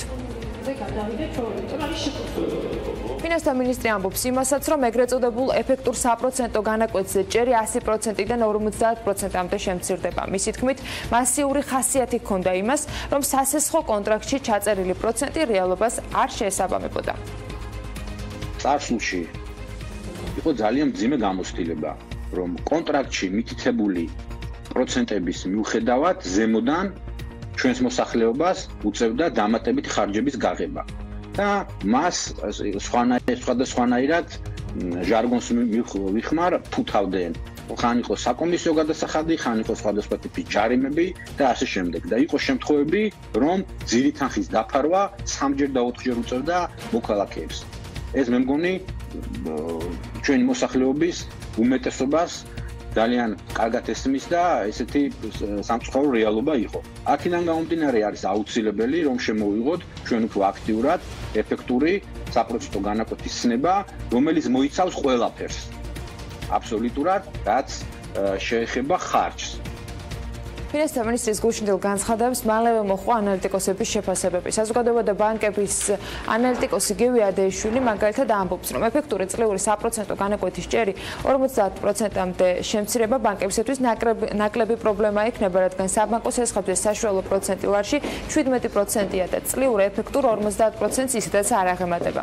ადეიშვილი ფიქრობს, რომ მოსალოდნელი ცვლილება პრობლემებს უფრო მიკროსაფინანსო ორგანიზაციებს და ონლაინ სესხების კომპანიებს შეუქმნის. ამასთან საზოგადოება და ბანკების ანალიტიკოსის შეფასებითვე სავარაუდოდ მოხმარება შემცირდება, რადგან კონკრეტული ადამიანები სესხებს ვერ აიღებენ, მაგრამ ფიქრობს, რომ ეკონომიკაზე ამას დიდი გავლენა არ ექნება. სამეგრელო ზემო სვანეთის გუბერნატორის ადმინისტრაციის რეგიონული პროექტების კოორდინირების სამსახურის უფროს ნუგზარ გაბელაიას ინფორმაციით ამ დროისთვის ანაკლიის პორტის მშენებლობაზე 100-მდე ადამიანია დასაქმებული. პორტი ერთ-ერთი უმნიშვნელოვანესი პროექტია და საუკუნის პროექტსაც სამართლიანად უწოდებენ, აღნიშნავს ის და ამბობს, რომ ამ ეტაპზე მიმდინარეობს ნიადაგის მოხსნის, ასევე მელიორაციის და დაშრობითი არხების მოწყობის სამუშაოები.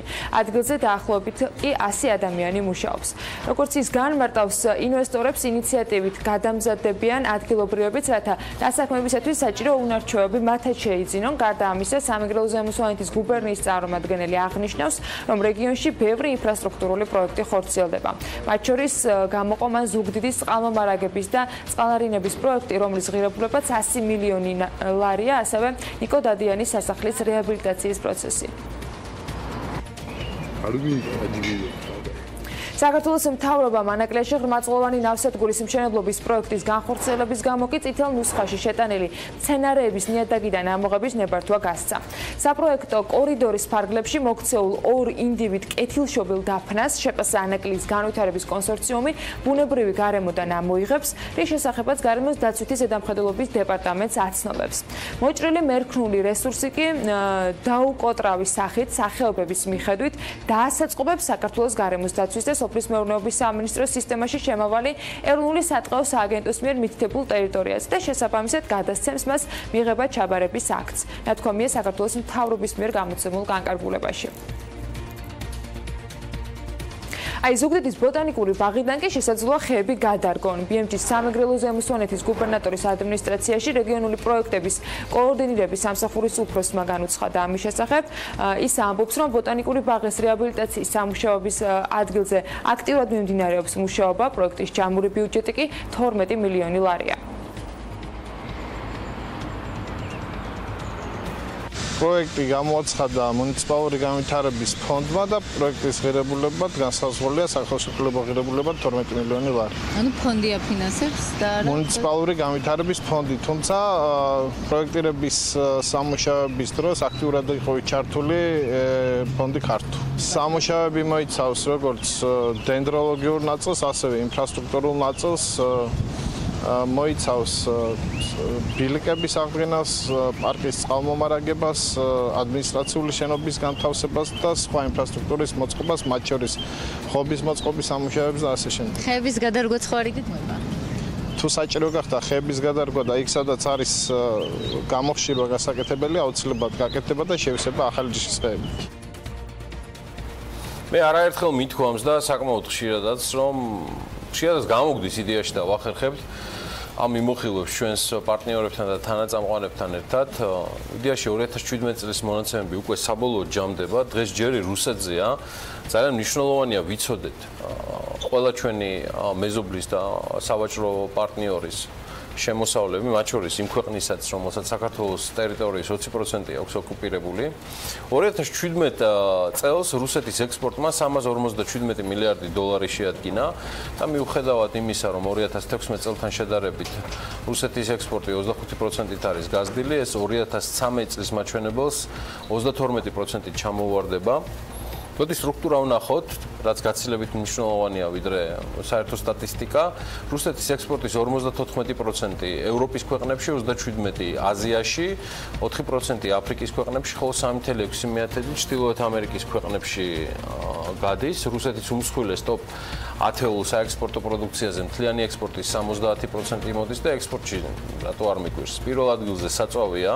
აქ შედის ყველაფერი უკლებლივ, ნავთობიდან დაწყებული, ქვანახშირით დამთავრებული, გზაში ბენზინი, გაზი. 2017 წელს საწვავის ექსპორტმა თითქმის 174 მილიარდი დოლარი შეადგინა, რაც მთლიანი ექსპორტის თითქმის ნახევარია, 48%. მეორე ადგილზე და არც ეს უნდა იყოს გასაკვირი, რკინის და ფოლადის ექსპორტია. 18 მილიარდ 800 მილიონი დოლარით. მესამეზე კი ძვირფასი ლითონებისა და ქვების ექსპორტი გახლავთ, რომელმაც ჯამში 11 მილიარდი დოლარი შეადგინა. ჩვენ სულ მალე დაუბრუნდებით უკვე საქართველოს ეკონომიკის ძირითად თემებს. განახლებული არის გალტენ-დაგარტის მიმოხილვა, რომელიც მთლიანად საქართველოს ეკონომიკას ეხება და გალტენ-დაგარტის კლუბების დეპარტამენტის უფროსი და საქმიანი დილის თანაწამყვანი ევა ბოჭორიშვილი იქნება რამდენიმე წამში ჩვენთან ერთად.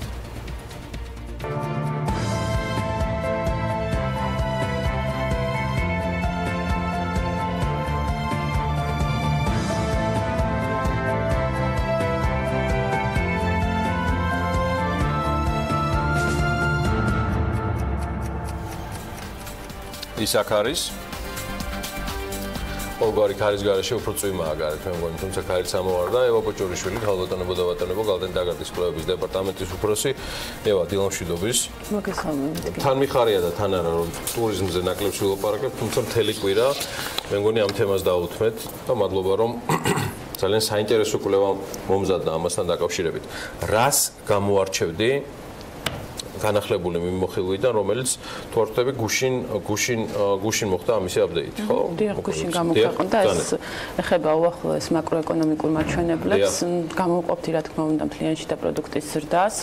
ანუ ტენდენცია თვითონ არის გაუმჯობესებული, მარტში დაფიქსირდა 5.6%-იანი ზრდა, 5.5% იყო თებერვალში და 4.4% იყო იანვარში, ანუ საშუალოდ პირველი კვარტლის და არის 5.2%, რაც საკმაოდ მაღალი მაჩვენებელია, თუ იმას გავითვალისწინებთ, რომ შარშან უკვე მაღალი ბაზა იყო პირველ კვარტალში, ზრდა 5.3% იყო. ანუ ეს სექტორები რაც იზრდება, ანუ წინასწარი მონაცემებით ესეც არ იცვლება მნიშვნელოვნად, აქ არის გამოვყოფდით დამამუშავებელი მრეწველობა, ვაჭრობა, ოპერაციები, უძრავი ქონებით, ტრანსპორტი და სოციალური და პერსონალური მომსახურების გაწევა, რასაც კაზინოები შედის, ანუ ძირითადად ეს ტურიზმიდან გამომდინარე ეს სექტორი მომგებიანია. ასევე ტურისტულ ბუმზე ბევრი ვილაპარაკეთ, მაგრამ აპრილშიც ძალიან კარგი მონაცემები გვაქვს, 25% არის გაზრდილი ტურისტების რიცხვი საქართველოში და ძირითადი წამყვანი ქვეყნებიდან, ანუ ტოპ 5-დან, როგორც არის რუსეთი, აზერბაიჯანი, თურქეთი, სომხეთი და ირანი, ყველა ქვეყნიდან გვაქვს ზრდა გარდა სომხეთისა და აქაც შეიძლება დაუკავშიროთ ეს შიდა პოლიტიკურ არეულობას, რაც იყო აპრილის თვეში. მოგზაურობისთვის ბევრი. და 4 თვის შეჯამებით თითქმის მილიონი ტურისტი შემოვიდა უკვე ქვეყანაში, რაც არის 27%-იანი ზრდა და საკმაოდ მაღალი მაჩვენებელია. აგრეთვე მნიშვნელოვანი რაც არის წინაკვირის ინფორმაციაში, ეს არის ინფლაციის მაჩვენებელი, აქ გვაქვს შემცირება, აპრილში დაფიქსირდა 2.5% წლიური ინფლაცია, რაც ანუ მარტის მერე კიდევ არის შემცირება 2.8% იყო მარტში და თვიურჭირში გვაქვს 0.2%-იანი დეფლაცია, ანუ ძირითადი კატეგორიები რაც არის ჩავყვეთ, სურსათი და უალკოჰოლო სასმელები, ტრანსპორტი და ასე შემდეგ, ანუ 2.6%-ის ფარგლებში საშუალოდ წლიური ინფლაცია იმ კატეგორიებში, რომელიც ანუ ამ ძირითადი ინფლაციის ფონს ქმნის და თვიური ინფლაციაზეც, ანუ შემცირების მიმართულებით იმოქმედა სურსათის და უალკოჰოლო სასმელებში ფასების შემცირება 0.4%-ით. ანუ ჩვენ გადავხედეთ ჩვენ ინფლაციის პროგნოზს წლევანდელი წლისთვის შემცირების მიმართულებით, ანუ საშუალო წლიური ინფლაცია ჩვენი პროგნოზით, რომელიც ანუ წლის დასაწყისში, ანუ 2017 წლის ბოლოს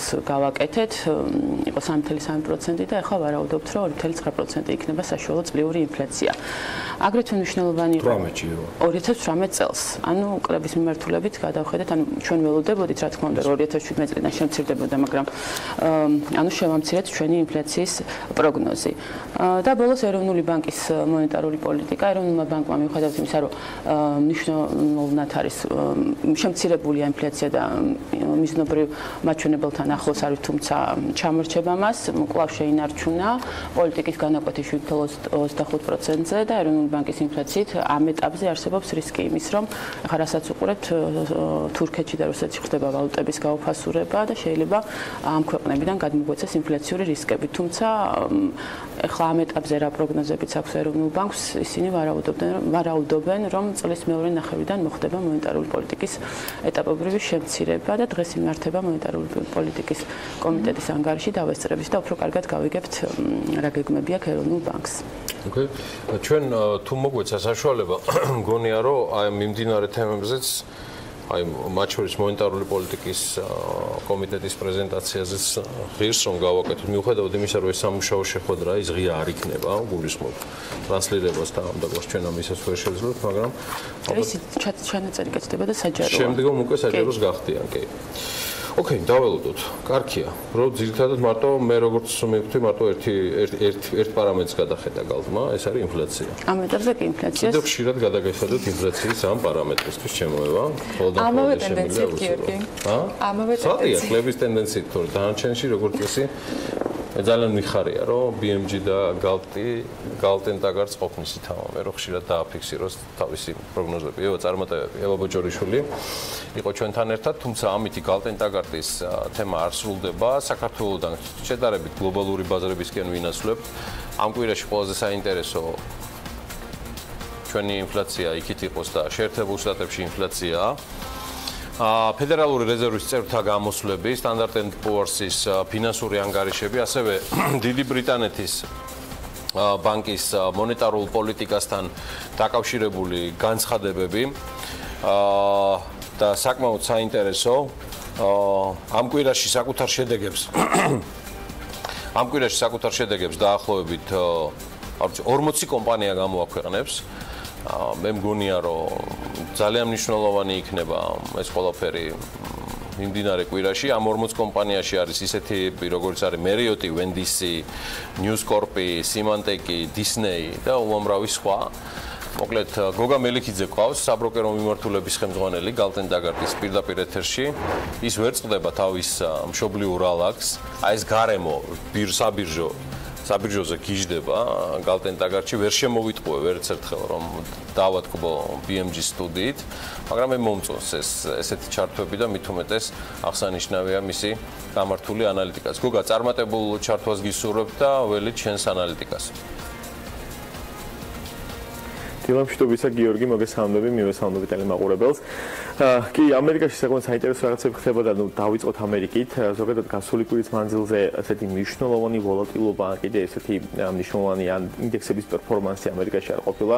იყო ესეთი მსუბუქიზდები, შეიძლება ითქვას, ნასდაკი, ყველაზე კარგად ნასდაკი გაიზარდა, მომდიარ Dow Jones-ზე ვიტყვი და S&P 500-ზე Dow Jones-ი გაიზარდა დაახლოებით ორივე Dow Jones და S&P 1%-მდე გაიზარდნენ, წლის დასაწყისიდან დღემდე ორივე მათგანი თითქმის გააჩნდა რომ დღეს შევხედავთ, ანუ შეიძლება ითქვას, რომ Dow ოდნავ მინუსშია, ოდნავ ისე კლებას აჩვენებს დაახლოებით 0.1%-ით, 0.2%, ხოლო S&P 500 შეიძლება ითქვას, რომ break even-ზე გავიდა, ანუ რაღაც ამოიღო ის კლება, რაც ამ წლის განმავლობაში ჰქონდა და 0.2%-იანს დასაჩვენებს. ყველაზე კარგად გაიზარდა ნასდაკი, ეს შეიძლება ითქვას ბუნებრივიც არის, იმიტომ რომ ნასდაკში ყველაზე მეტი ტექნოლოგიური კომპანიების აქციები შედის და გასული კვირის მანძილზე 3.5% გაიზარდა და წლის მანძილზე 6%-იანის დაახლოებით, საკმაოდ კარგი პერფორმანსია, თუ იმხელა ინდექსი შევხედავთ, ამხელად ნასდაკია. ზოგადად ამერიკაში რაც შეეხება ამერიკა და ზოგადად ეკონომისტები იძახიან, რომ საკმაოდ დიდი მოლოდინებია, როგორ განვითარდება მოვლენები ამერიკასა და ჩინეთს შორის საგარეო ვაჭრობის მიმართულებით. ეს არის ყველაზე შეიძლება ითქვას ცხელი თემა ეკონომისტებში, რასაც განიხილავენ და რასაც 2018 წლის თავად გამოწვევად მიიჩნევენ, შეიძლება ითქვას, იმიტომ რომ გარკვეული ეკონომისტები იძახიან, რომ ამ ნაწილში ესე ვთქვათ, ყველაფერი კარგად არის და ამერიკა და ჩინეთი შეიძლება ითქვას უკვე დაალაგდნენ ერთმანეთში და არაფერი არ დაიძაბება, მაგრამ არის საკმაოდ დიდი ჯგუფი ეკონომისტების, რომლებიც დახიან, რომ წინ საკმაოდ ბევრი რამეა გასავლელი ამ ორ ეკონომიკას შორის და თუ მათ შორის დაიძაბა საგარეო ვაჭრობა და ტარიფები და ერთმანეთს ესე ვთქვათ დაუწყეს ტარიფების და იმპორტის და ექსპორტის, ამან შეიძლება ესე ვთქვათ საკმაოდ დიდი დაწოლა გამოიწვიოს საფონდო ბაზრებზე, როგორც მინიმუმ. ზოგადად ამერიკაში ეკონომიკა შეიძლება ითქვას, რომ დამაჯერებლად გამოიყურება და ეკონომიკის სახეზე გვაქვს კომპანიები საკმაოდ დამაჯერებელ ფინანსურ შედეგებს აჩვენებენ, წლიდან წლამდე საკმაოდ კარგი ზდები აქვს. ამავდროულად უმუშევრობა შემცირებულია 3.9%-ზე, 2000 წლის შემდეგ ესეთი დაბალი უმუშევრობა ამერიკის ეკონომიკას არ ქონია. ანუ შეიძლება ითქვას, რომ ბოლო 18 წლის მანძილზე ყველაზე დაბალი უმუშევრობა ამერიკის ეკონომიკაში. ბუნებრივია ეს დადებითი, ესე ვთქვათ, ეკონომიკური სიგნალები, გარკვეულ ესე ვთქვათ, დადებით მოლოდინებს ქმნის ამერიკაში ეკონომიკური ზრდის მიმართ, მაგრამ გააჩნია გლობალურად როგორ განვითარდება მოვლენები. რაც შეეხება მნიშვნელოვანია, რომ გასულ კვირას კიდევ ერთხელ დავინახეთ 10 წლიან ამერიკის სახელმწიფო ობლიგაციებზე 3%-მდე გაზრდილი ამონაგები და ეს საინტერესო მაჩვენებელია, იმიტომ რომ როცა ისეთ ურისკოფასიან ხაღალზე, როგორც ამერიკის სახელმწიფო ობლიგაცია, მასეთ 3% დოლარში ამონაგები, ეს ნიშნავს, რომ ეს რამოდენიმე რამეს ნიშნავს, პირველ რიგში ნიშნავს იმას, რომ მოლოდინის საპროცენტო განაკვეთების უკვე საკმაოდ კაფიოა, იმიტომ რომ სხვა შემთხვევაში ეს 3% არ იქნებოდა და ეს 3%-იანი მაჩვენებელი აწვება როგორც აქციების ბაზარს, ასევე ობლიგაციების ბაზარს, ისეთ ურისკოფასიან ხაღალზე, როგორც კიდევ ერთხელ ამერიკის სახელმწიფო ობლიგაცია და მასე 3% ამონაგები, ბუნებრივია ეს აქრობს ინტერესს აქციების მიმართ და ძირითად ინტერესს აჩენს ობლიგაციების ბაზრის მიმართ და ამავდროულად ამას ემატება ის, რომ შეიძლება ამერიკაში საპროცენტო განაკვეთები გაიზარდოს, ეს 3% კიდევ ერთხელ ვიტყვი მიუნიშნებს ამას. გადავალ სხვა ვთქვათ საინვესტიციო კლასებზე, ნავთობის ფასი წელს შეიძლება ითქვას, რომ ლიდერია თავისი ზრდით, გასული კვირის მანძილზე 3.9% გაიზარდა და წლის მანძილზე მანძილზე 16%-ით არის გაზრდილი პირველ 4 თვეს თუ შევხედავთ, რაც საინვესტიციო კლასების მიმართულებით ყველაზე კარგი პერფორმანსია. მიმდინარე კვირასაც საკმაოდ ისეთი მნიშვნელოვნად გაიზარდა $70 მიაღწია. ოქროს ფასს თუ შევხედავთ, ოქრო ოდნავ შემცირდა 0.1%-ით შემცირდა გასული კვირის მანძილზე და წლის ჭრილში თუ განვიხილოთ პირველ 4 თვეს, სადაც 0.8%-ით არის გაზრდილი, ანუ დადებით ძდას მაინც ინარჩუნებს. რაც შეეხება ევროზონას, ევროზონაში ძირითადი ინდექსები STOXX 600, DAX 30, CAC 40, როგორც ამ ინდექსებმაც დები აჩვენეს.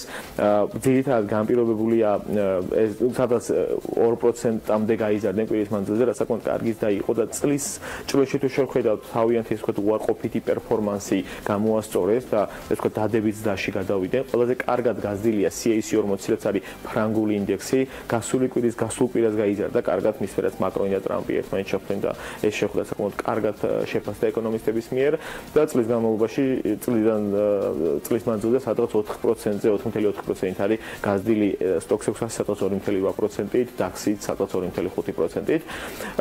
ზოგადად გასულ კვირას და ევროპულ ინდექსებში გამოიწვია შეიძლება ითქვას სამარამემ. პირველი ის არის, რომ ამერიკაში კარგი ეკონომიკური მაჩვენებლები გამოდის და რამე თუ ამერიკაში შემცირებულია მუშაობა, როგორც წესი ეს ევროზონაზეც კარგად აისახება ხოლმე. ზოგადად ევროპაშიც კომპანიები კარგ ფინანსურ შედეგებს აჩვენებენ, საკმაოდ ისეთ დამაჯერებელს და ზდები არის და ამავდროულად ევრო ოდნავ შესუსტებულია, რაც ევროპაში ექსპორტის საკმაოდ მნიშვნელოვან წახალისებას ახდენს. იმიტომ ჩვენ ვიცით, როცა ლოკალური ვალუტა გამყარდება, ეს ექსპორტს აწვება და როცა ლოკალური ვალუტა სუსტია, ეს ექსპორტის ახალისება შესაბამისად ევრო ოდნავ დასუსტდა, რაღაც ეს ვთქვათ ევროპის წარმოებელ ინდუსტრიას და ექსპორტზე ორიენტირებულ ინდუსტრიას კიდევ უფრო მეტი წახალისება მისცა. ამ ყველაფერმა შეიძლება ითქვას, რომ გაზარდა ევროპული ინდექსები. რაც შეეხება ევროპაში ეკონომიკურ დინამიკას, იტალიაში საკმაოდ კარგი ეკონომიკური გამოცოცხლება შეინიშნება, რაც ბუნებრივია აისახა იტალიის საფონდო ინდექსებზე, ყველაზე კარგი და იტალიურ საფონდო ინდექსებს ჰქონდა. ამავდროულად გარკვეული სტატისტიკით შეიმჩნევა, რომ იტალიაში გაფრჩებული სესხების მაჩვენებლები ოდნავ გამოსწორების გზაზეა. ეს ყველაფერი საკმაოდ კიდევ ერთხელ კარგად აისახება იტალიურ საფონდო ბირჟებზე, მაგრამ მეორე სხვა ეკონომისტები ჩევიან იმას, რომ იტალიაში პოლიტიკური, ასე ვთქვათ, არასტაბილურობა გრძელდება, 2 თვეა არჩევნები ჩატარდა და მთავრობა კიდე ესე ვთქვათ მთავრობა კიდე არ არის ფორმირებული.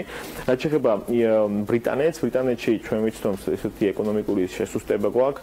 პირველი კვარტალი საკმაოდ სუსტი ჰქონდათ ეკონომიკურად 0.1%-ით გაიზარდნენ, ასევე არის გარკვეული ინფლაციური ფონი ბრიტანეთში და ნახოთ როგორ განვითარდება მოვლენები, იმიტომ რომ ეს ყველაფერი თქმათ ჰქონდა ბრიტანულ ინდექსებზე აისახება. ბრიტანულ ინდექსები არიან ევროზონას თუ შევხედავთ გაფართოებულად ის ინდექსები, რომლებიც ეს წლის ასწლიდან დღემდე ეს ვთქვათ უარყოფითიდან ჯერ კიდე არ გამოსულან. ზოგადად ევროზონაში ინფლაცია შემცირებულია, აპრილის ინფლაციას თუ შევხედავთ 1.3%, 1.4% იყო მარტში, რამაც ბუნებრივია გამოიწვია ეს ვთქვათ ევროზონის ევროპაში სახელმწიფო ობლიგაციებზე ოდნავ ფასის და რაც ასევე ბუნებრივი იყო. რაც შეეხება იაპონიას, იაპონიაში ინდექსები ოდნავ გაიზარდნენ, მაგრამ იაპონიას როგორც ეგეთი ყველაზე განვითარებად ეკონომიკებში ყველაზე მეტად შემცირებულია იაპონური ინდექსები, Nikkei, Topix მსხვილი კომპანიების ინდექსი, Topix მსხვილი კომპანიების ინდექსი ყველაზე მეტ ესე ვთქვათ კლებას აჩვენებენ წლის ჭრილში, სადღაც 2%-ზე მეტად არიან შემცირებულები. ის კორექციები, რაც მიმდინარე წელს მოხდა განვითარებულ ეკონომიკებში, ყველაზე მეტად შეიძლება ითქვას იაპონიაზე აისახა და ყველაზე ნაკლები ესე ვთქვათ გამოსვლა იაპონურმა ინდექსებმა განიცადეს, თუმცა ძალიან პატარა მაჩვენებლით კვირის მანძილზე მაინც იზრდებიან.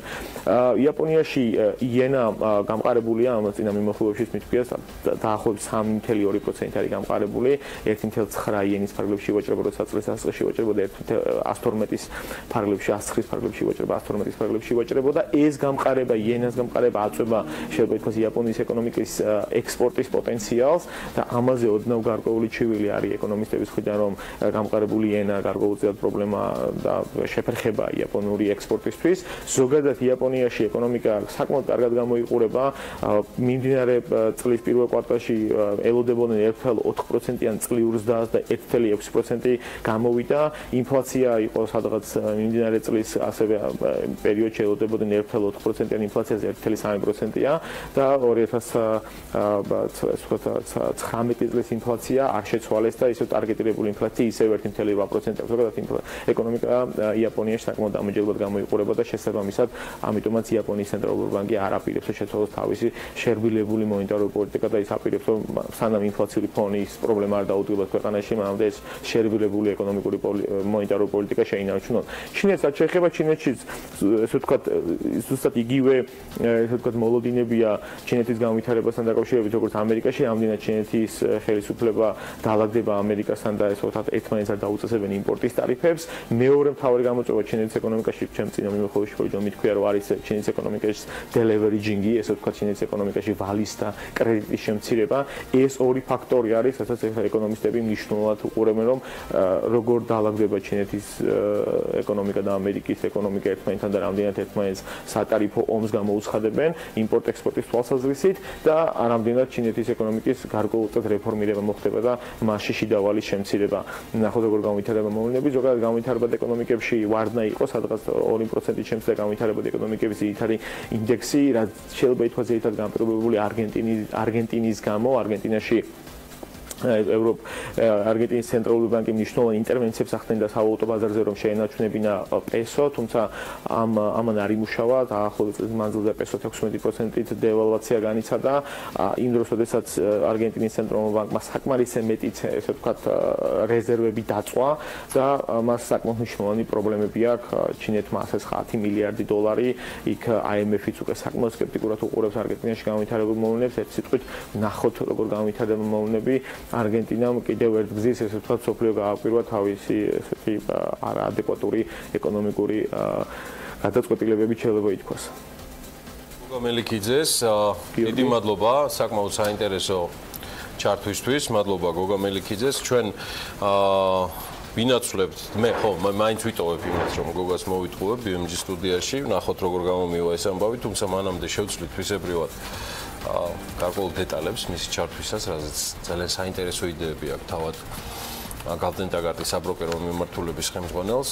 მანამდე კი ესტონეთის ეკონომიკური სასწაული იქნება დღეს ანუკა ჯოხაძის და მარიამ ადამიანის სასაუბრო თემა, რომელსაც ესტონეთის ყოფილ პრემიერ-მინისტრის მართლა არის წერილის მიხედვით განიხილავენ და მათ მისი ყველა მიმართულებით აი ამ წარმატებული რეფორმების გამოცდილებას და ანალიზსაც გაგვიზიარებენ, რომელიც საქართველოსთვის ბევრი რიგი მიზეზების გამო თათუ ინტერესო არ უნდა იყოს. დილომშვიდობის, ნანუკა და მარიამ. დილომშვიდობის გიორგი. საინტერესოა გეთანხმები იმ თვალსაზრისით, რომ ესტონეთისა და საქართველოს შედარება ბევრი პარამეტრით არის შესაძლებელი, მაგალითად ესტონელებმა ჩვენს მსგავსად მე-20 საუკუნის ბოლოს თავი დააღწიეს კომუნიზმს და თავისუფალი საზოგადოების შენება დაიწყეს. მათთვის მხოლოდ 15 წელიწადი გახდა საჭირო, რომ რადიკალური რეფორმების პირობებში ისე შეცვლილიყო, რომ კომუნისტური პერიოდის შემდეგ ვეღარ გეცნოთ. შედეგად ის გახდა პირველი პოსტსაბჭოთა ქვეყანა, რომელმაც The Heritage Foundation-ის მიხედვით ეკონომიკური თავისუფლების ინდექსში თავისუფალის სტატუსი მოიპოვა. უფრო მეტიც, ესტონეთის ეკონომიკა არაუბრალოდ თავისუფალია, არამედ 2007 წლის ინდექსის მიხედვით მსოფლიოში მე-12 ადგილით ერთ-ერთ ყველაზე თავისუფლად ითვლება. ამ გასაოცარი ტრანსფორმაციის შედეგად ბოლო 5 წლის განმავლობაში ესტონეთის ეკონომიკა ევროპაში ყველაზე სწრაფი ტემპით ვითარდებოდა. რეფორმების დასაწყისში ეკონომიკა საშუალო წელიწადში 6%-ით იზრდებოდა. 2005 წელს ზრდა 11%, ხოლო 2006 წლის პირველ ნახევარში თითქმის 12% შეადგინა. ასეთი სწრაფი ზრდის შედეგად ქვეყანა ევროპული ცხოვრების დონის საშუალო მაჩვენებლებს ბევრად უფრო სწრაფად ეწევა, ვიდრე ვინმეს შეეძლო წარმოედგინა. დღეს ქვეყანაში შემცირებულია სიღარიბე და უთანასწორობა. გაეროს კაცობრიობის განვითარების ინდექსის მიხედვით ესტონეთმა ნაკლებად განვითარებული ქვეყნების ჯგუფიდან განვითარებული ქვეყნების ჯგუფში გადაინაცვლა. უმუშევრობისა და ინფლაციის დონე შემცირდა. ცხოვრების დონე კი მკვეთრად გაუმჯობესდა. ნებისმიერი სტანდარტით ესტონეთში ყველაზე კონკურენტული ეკონომიკაა ევროკავშირის ახალ წევრებს შორის, თუმცა უნდა აღინიშნოს, რომ 10 წლის წინ ის მკვეთრად ჩამორჩებოდა ცენტრალური და აღმოსავლეთ ევროპის ქვეყნებს. ესტონეთის განვითარებაში გარდამტეხი ცვლილებების შესატანად მნიშვნელოვანი იყო ადამიანების ბოლომდე დამხტვა და აუცილებელი იყო კერძო სექტორში მორგებული ეკონომიკური გარემოს შექმნა. ეს ამოცანა ნაწილობრივ ეკონომიკის სრული ლიბერალიზაციით გაუქმდა კანონები, რომლებიც ბიუროკრატიას საშუალებას აძლევდა დამწყები კომპანიების საქმეებში ჩართულიყვნენ და შეეფერხებინათ მათი განვითარება. მასობრივი დერეგულაცია საკმარისი არ აღმოჩნდა და ადამიანებმა, რომლებიც ეკონომიკაში ჩაერთნენ, მალევე იქნეს, რომ არსებული საგადასახადო სისტემის შინაარსი წარმატების დასჯა იყო. ისინი ყოველგვარ ენთუზიაზმს კარგავდნენ, ამან კი განაპირობა ძველი სისტემიდან ახალ, რადიკალურად განსხვავებულ საგადასახადო სისტემას. სისტემაზე გადასვლა.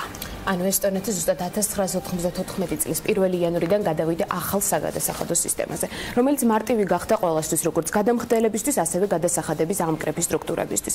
აღარ იყო საჭირო ზედმეტი გამოთვლები, ზედმეტი ბიუროკრატია. ბიუროკრატიას უამრავი საქმე ჩამოშორდა და მხოლოდ ურჩი გადამხდელების კონტროლი დაევალა. საბოლოოდ წრფივ დაბეგრაზე გადასვლამ ხელი შეუწყო ეკონომიკური აქტივობების სწრაფ ზრდას. ესტონელებმა იგრძნეს, რომ თუმეტ იშრომებდნენ, აღარ დაისჯებოდნენ და მეც მიიღებდნენ. დამოკიდებულება ძალიან სწრაფად იცვლებოდა და გაჩნდა ათასობით ახალი მცირე და საშუალო საწარმოები.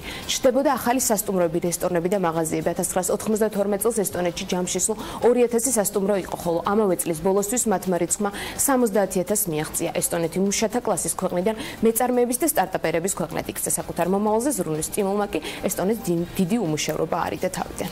გარდა ამისა, ქვეყანაში შეამცირეს და გააუქმეს ტარიფები, ასევე გააუქმეს ყველა შეზღუდვა ექსპორტზე და ესტონეთი თავისუფალ სავაჭრო ზონად აქციეს.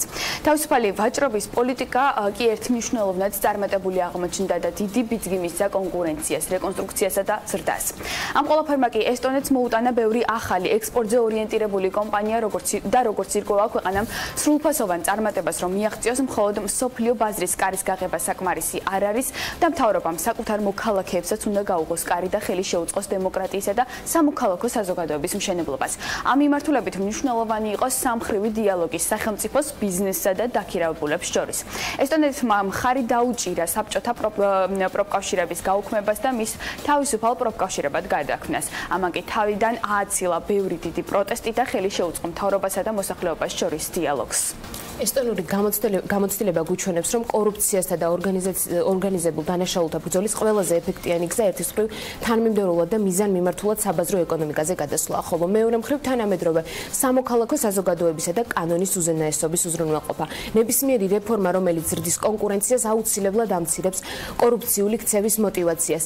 საგარეო ვაჭრობაზე კონტროლის შემცირება, კერძო სექტორის განვითარება და სახელმწიფო კომპანიების პრივატიზაცია კონკურენციას წარმოშობს და იბრძვის კორუფციის წინააღმდეგ. ამით ესტონეთმა დაამარცხა კორუფცია და ორგანიზებული დანაშაული. ასევე მნიშვნელოვანი ესტონეთის საბანკო რეფორმაც. ესტონეთმა გააუქმა ყველა სახელმწიფო ბანკი და გზა დაუთმო კერძო ბანკებს. დღეს ესტონეთი ბალტიისპირეთში ყველაზე ეფექტიანი, ხოლო ევროკავშირში ყველაზე ნაკლებად კორუმპირებული საბანკო სისტემით ლიდერობს.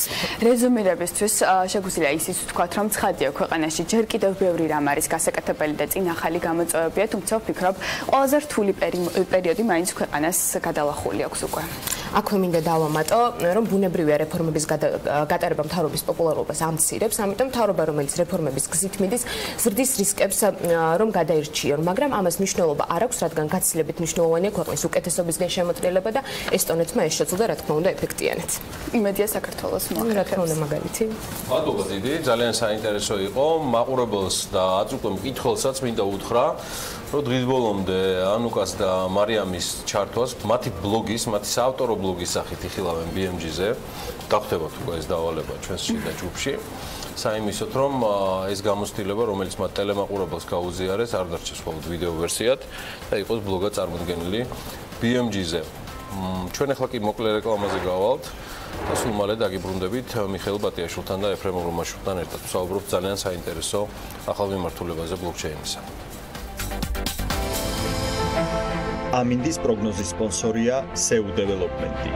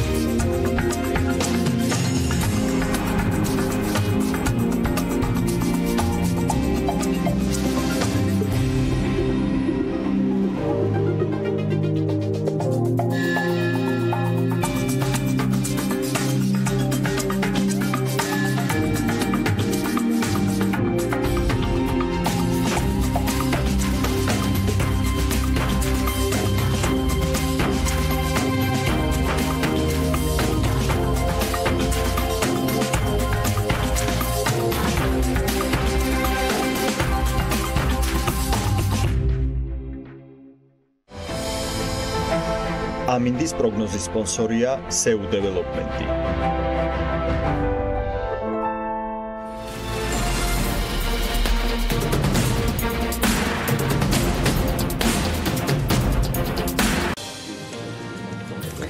განათლებასა და ბიზნესში არსებული გლობალური გამოწვევის საპასუხოდ Emercoin-ის შექმნის blockchain სისტემას, რომლის მეშვეობითაც უმაღლესი სასწავლებლების კურსდამთავრებულები ცოდნის დამადასტურებელი დიპლომის და ოფიციალურად დამოწმებული სერტიფიკატების შენახოს უკვე დაცულ პლატფორმაზე შეძლებენ. Emercoin-ის საპილოტო პროექტი თბილისის ბიზნესისა და ტექნოლოგიების უნივერსიტეტისთვის შეიქმნა და ის სხვა სასწავლებლებისთვისაც ხელმისაწვდომი იქნება, თუმცა ტესტირებას და რა თქმა უნდა პირველ ეტაპს გაივლის თბილისის უნივერსიტეტში ტექნოლოგიის ბიზნესა და ტექნოლოგიების. სწორედ ამ თემაზე ვისაუბრებთ ჩვენ სტუმრებთან ერთად. სტუმრები ძალიან მნიშვნელოვანი ყავს, ისევე როგორც ძალიან მნიშვნელოვანია წინარე სამუშაოები, რაც თემასთან დაკავშირებით BTV ჯგუფმა BTV-სთან ერთად გაწია. ძალიან მნიშვნელოვანი ადამიანები იყვნენ ჩართული ამ თემაში და ყველასთვის წარმოუდგენელი იყო იგივე ბილტაი, ისეთ პიროვნება როგორც ბილტაი იყო, რომელსაც BTV-ში ლექცია გამართა, ღია საჯარო ლექცია, როგორ და რა ფორმით ჩაერთვებოდა ამ თემაში. მე არ მინდა მეტის დაანონსება, ძალიან ბევრ სიტყვის ამაზე ის ოფიციალური პრესრელიზი, რომელიც უახლოეს საათებში გავრცელდება, მაგრამ BMG-ია, რომ არ დავასწროთ ყველაფერს და ამიტომ ჩვენ თანაწამყვანი ეფრემ ურუმაშვილი არის ჩვენთან ერთად და მას მიდღვრობთ ასევე თქვენთვის ძალიან კარგად ნაცნობს მიხეილ ბატიაშვილს ბიზნესისა და ტექნოლოგიების უნივერსიტეტის რექტორს. მოგესალმებით დილა. მოგესალმებით მეგობრებო. მე მირასთან გვაქვს საქმე, ვიდრე მიშასთან გადავალთ სასაუბროდ და საიდან დაიწყო ეს ყველაფერი? მე გავაკეთე პატარა შესავალს წლის დასაწყისიდან BTV-მ განახორციელა ბევრი საინტერესო ინვესტიცია, მათ შორის ინვესტიცია Emercoin-ში, ინვესტიცია blockchain security კომპანიაში კრისტალში, ინვესტიცია HTI-ში, რომელიც არის უკვე დალისტული ტორონტოს საფონდო ბირჟაზე და ასე შემდეგ. მათ შორის აღსანიშნავია ინვესტიცია Emercoin-ში. Emercoin-ი არის კრიპტოვალუტა, რომლის კაპიტალიზაცია უკვე აღემატება $150 მილიონ. როდესაც BTV-მ განახორციელა ინვესტიცია ამ ვალუტის ფასი, ანუ Emercoin-ის ფასი იყო $1, ეს ისე რო ავიღოთ შედარებისთვის. Emercoin-ი არის blockchain-ზე ბაზირებული კრიპტოვალუტა, რომელიც არის დეცენტრალიზებული და წარმოადგენს, ასე რომ ვთქვათ, გარკვეულ ანალოგს Bitcoin-ის. Emercoin-ში ხდება უშუალოდ ინფორმაციის შენახვა, გაცვლა და ასე შემდეგ. არის სრული blockchain სერვისით არსებული კრიპტოვალუტა, რომელზეც ასე რომ ვთქვათ, ოპერაციების განხორციელება არის გაცილებით იაფი და გაცილების სწრაფი ვიდრე გვაქვს Bitcoin-ზე, ვინაიდან თქვენ მოგეხსენებათ, Bitcoin-ი უკვე, Bitcoin-ის მაინინგი არის საკმაოდ გართულებული, Bitcoin-ის ფასი არის საკმაოდ ძვირი, $9,000-ზე მეტი და ოპერაციების სისწრაფე არის შენელებული, ვინაიდან ვერ მოხდა მეორე, ასე რომ ვთქვათ, გაყოფა ფორკი Bitcoin-ის. Emercoin-ი არის ის ვალუტა, რომელიც დაახლოებით ანალოგიური არის Bitcoin-ის.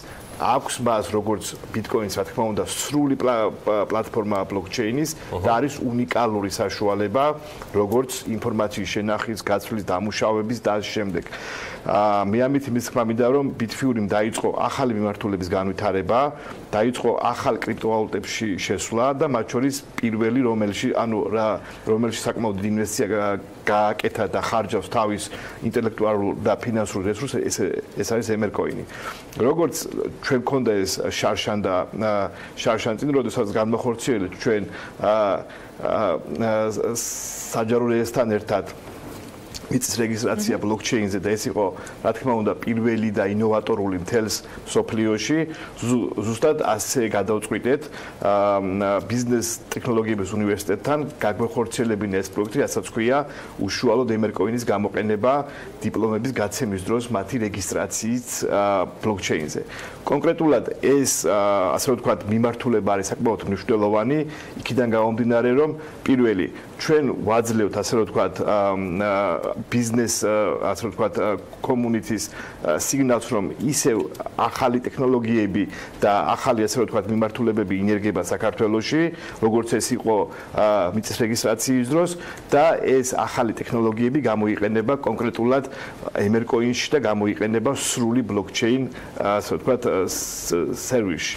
მნიშვნელოვანი არის ის, რომ ეს არის გამოწვევა, რომელზეც მსოფლიოს აქვს იგივე გაყალბებასთან დაკავშირებით ან მონაცემების დაკარგვასთან დაკავშირებით ძალიან დიდი პრობლემა და ეს პრობლემა რეალურად გადაჭრილი იქნება და სატესტო რეჟიმი პირველი გამოყენება მოხდება სწორედ თბილისში ბიზნესის და ტექნოლოგიების უნივერსიტეტში. თქვენთვის რამდენად საინტერესო იყო და რამდენად იყო რეალურად ის გამოწვევები, რომელიც მსოფლიოში არსებობს დღეს საქართველოს არც ისე დიდ ბაზარს წარმოადგენს იმის უკეთესადაც გამოგვივა ვიდრე ჩვენ, იმიტომ რომ მე ყველა არ მიხსენებია იგივე ბილტაი და ეს ერთგვარი მინიშნება ჩვენი მაყურებლისთვის მიშა საიმისოთ რომ ფესვებისკენ წავიდეთ მიუხედავად რემის ძალიან ღრმა ექსკურსისა საიდან დაიწყო ეს ამბავი ის ადამიანები ვინც იყვნენ ამ ყველაფერში ჩართულები არის ძალიან მნიშვნელოვანი. მოგესალმებით. ალბათ დავიწყებთ ეს ისტორია საიდანაც იწყება პირველ რიგში ჩვენი უნივერსიტეტის ბიზნეს და ტექნოლოგიების უნივერსიტეტის და ბითურის ძალიან მჭიდრო თანამშრომლობით და რომლის ერთ-ერთი ყველაზე და ვფიქრობ არა მარტო ჩვენი უნივერსიტეტისთვის, არამედ ჩვენი ქვეყნისთვის ძალიან მნიშვნელოვანი იყო ბილტაის სტუმრობა საქართველოში, როდესაც ესეთი მსოფლიოს სილიკონის ერთ-ერთი მთავარი ინვესტორი და მსოფლიოს ცნობილი ადამიანი საქართველოს ჩამოდის, ეს კიდე ბევრ წინ გადადგმულ და ბევრ ბენეფიტს მოიტანს იგივე არა მარტო ჩვენი უნივერსიტეტის ქვეყნისთვისაც. ეს იყო თებერვალში, როდესაც საჯარო ლექცია იყო, პლუს კიდე იმ გეგმებზე საუბარი, რა შეიძლება განვითარებულიყო და ძალიან მოხარული ვართ, რომ ესეთ მოკლე პერიოდში თებერვლის შემდეგ უკვე შევძელით მართლაც უნიკალური ტექნოლოგიის გამოყენება. ანუ დღეს ბლოკჩეინზე თქვათ უკვე აღარ არის საუბარი იმაზე, რომ პერსპექტივა აქვს თუ არა. დღეს საუბრობს ყველა იმაზე, რომ ეს არის მართლა მომავლის ტექნოლოგია, როგორც ეძახიან რაღაც ახალი ინტერნეტი ფაქტიურად, რომელიც მეორე სახელსაც ეძახიან, რომელიც ძალიან სწრაფად ვითარდება და ძალიან მოხარული ვართ თავისთავად, რომ კომპანია ბითურის დახმარებით ფაქტიურად აღმოჩნდით, ასე არ მოვერიდებით და ვიტყვით სოფლიოს მოწინავე რიგებში, რომ ალბათ ერთ-ერთი პირველი უნივერსიტეტი ვართ, რომელიც ვიწყებთ ამ ტექნოლოგიის დანერგვას და გარდა იმისა, რომ თქვათ იგივე მომავალშიც ვფიქრობთ, რომ იგივე ლაბორატორია სხვადასხვა კუთხით ამ თემის განვითარებას, რომ პირველი პრეცედენტი გაჩნდა საპილოტო პროექტის სახით, როდესაც ჩვენი უნივერსიტეტის დიპლომები, იგივე გაცემული სერტიფიკატები გადავა ბლოკჩეინ ტექნოლოგიაში, რომელიც ყველაზე დაცული პლატფორმაა და რომელიც მართლაც მომავლის ტექნოლოგიაა და შეგვიძლია ვისაუბროთ იმაზე, რომ თქვათ იგივე ეს არა მარტო თქვათ იგივე ბითფურის დახმარებით ჩვენი უნივერსიტეტის წარმატება, ასე ფიქრობთ, რომ როგორც იგივე საჯარო რეესტრის შემთხვევაში იყო, იმიტომ ძალიან ბევრი პრეცედენტი იყო, ძალიან ბევრი დაიწერა, იგივე მსოფლიოს ბევრმა იგივე ტექნოლოგიების სფეროში ჩართულმა ადამიანმა გაიგო საქართველოს შესახებ, რომელიც თქვათ შეიძლება აღმოჩნდეთ, რომ ბევრ სფეროში იგივე ტექნოლოგიების სფეროში ძალიან მოწინავე ადგილებზე და ფიქრობთ ეს, რომ კიდე მომავალში ძალიან ბევრ ბენეფიტს მოუტანს, იმიტომ რომ იგივე თქვათ ამ პროექტის მიმართულების გარდა იგივე რაც შეეხებოდა თქვათ ეს ერთ-ერთი ნაწილია, რომელიც დიპლომების გადატანას ეხება, იგივე ძალიან მალე გვექნება მათ ძალიან ბევრი ისეთი ექსპერტთან შეხვედრები, რომელიც ვიმუშავებთ როგორ განვავითაროთ კიდე ეს, იმიტომ რომ ეს არ არის ფაქტიურად და დასასრული პირიქით ეს დასაწყისია ყველაფრის. აი როგორი ვარიანტი იყო, იცი? სულ მახსენდება ამაზე რემის და გვანცას რემი ურუმაშვილის და გვანცა ჩხეიძის ქორწინებაზეა საუბარი, ну მაშინ ახლა გასაგებია რატომაც დაარეგისტრირა ბლოკჩეინზე ყველაფერი, რემის ქორწინება ყველაფერთან ერთად გამოგებინე და უფრო მეტად მაყურებელს რა უპირატესობას აძლევს დიპლომის დარეგისტრირება ბლოკჩეინზე იგივე საგანმანათლებლო ადამიანებისთვის აი ეს არის ძალიან მნიშვნელოვანი თქვენგან როგორც სექტორისგან ამის მოწმენა. თავისთავად ეგ ნუ პირველ რიგში შეგვიძლია ვთქვათ, რომ ესეთი ტექნოლოგიების განვითარება უკვე ძალიან დიდი ბენეფიტია, იმიტომ რომ ამაში ჩართული ექსპერტები, იგივე მომავალი ჩვენი სტუდენტები და ასე შემდეგ, ეს უკვე ცალსახად ძალიან მნიშვნელოვანია. მეორე რაც საუბრობთ იმაზე, აი მაგალითად რომ შევადაროთ, შეიძლება ძალიან გავს იმ ტენდენციას, როდესაც ვთქვათ ინტერნეტი ვითარდებოდა და ვთქვათ იგივე კომპანიები ადაფიქრობდნენ, რომ აი ვებგვერდები განავითაროთ, შექმნათ თუ არა ჩვენი ვებგვერდები, ამ ტექნოლოგიისკენ წავიდეთ თუ არა. ანუ ეხლა ფაქტიურად საუბრობთ იმ პირველ ნაბიჯებზე, რომელიც სოფლიოს ის ტენდენცია აქვს, რომ გადავიდეს ბლოკჩეინ ტექნოლოგიებზე, რომელიც ითვლება, რომ არის ერთ-ერთი ყველაზე ხელმისაწვდომი და დაცული ტექნოლოგია, რომელიც ფაქტიურად გაუყალბებელია რეალურად, რომელიც ერთ-ერთი ყველაზე დაცული პლატფორმაა და როგორც თქვით, ეს გარდა თქვათ, როგორც თქვით, ძალიან ბევრ პროექტზე ერთობლივად მუშაობთ, რომელიც ვნახავთ, რომ გარდა ეს მცირე ნაწილია, დიპლომების ნაწილი, თქვათ, რამდენად ღრმად შეიძლება წავიდეს იგივე ტექნოლოგიების კუთხით და როგორც თქვით, ეს ერთ-ერთი საპილოტო პროექტი იყო, რომელიც შეგვიძლია თქვათ, რომ წარმატებით დაიწყო ამან მუშაობა, მაგრამ საკმაოდ სწრაფად, როგორც ჩვევია ხოლმე თებერვალში ფაქტობრივად თქვით, რომ რაღაცა განხორციელდებოდა ძალიან სწრაფად მოხდა ეს,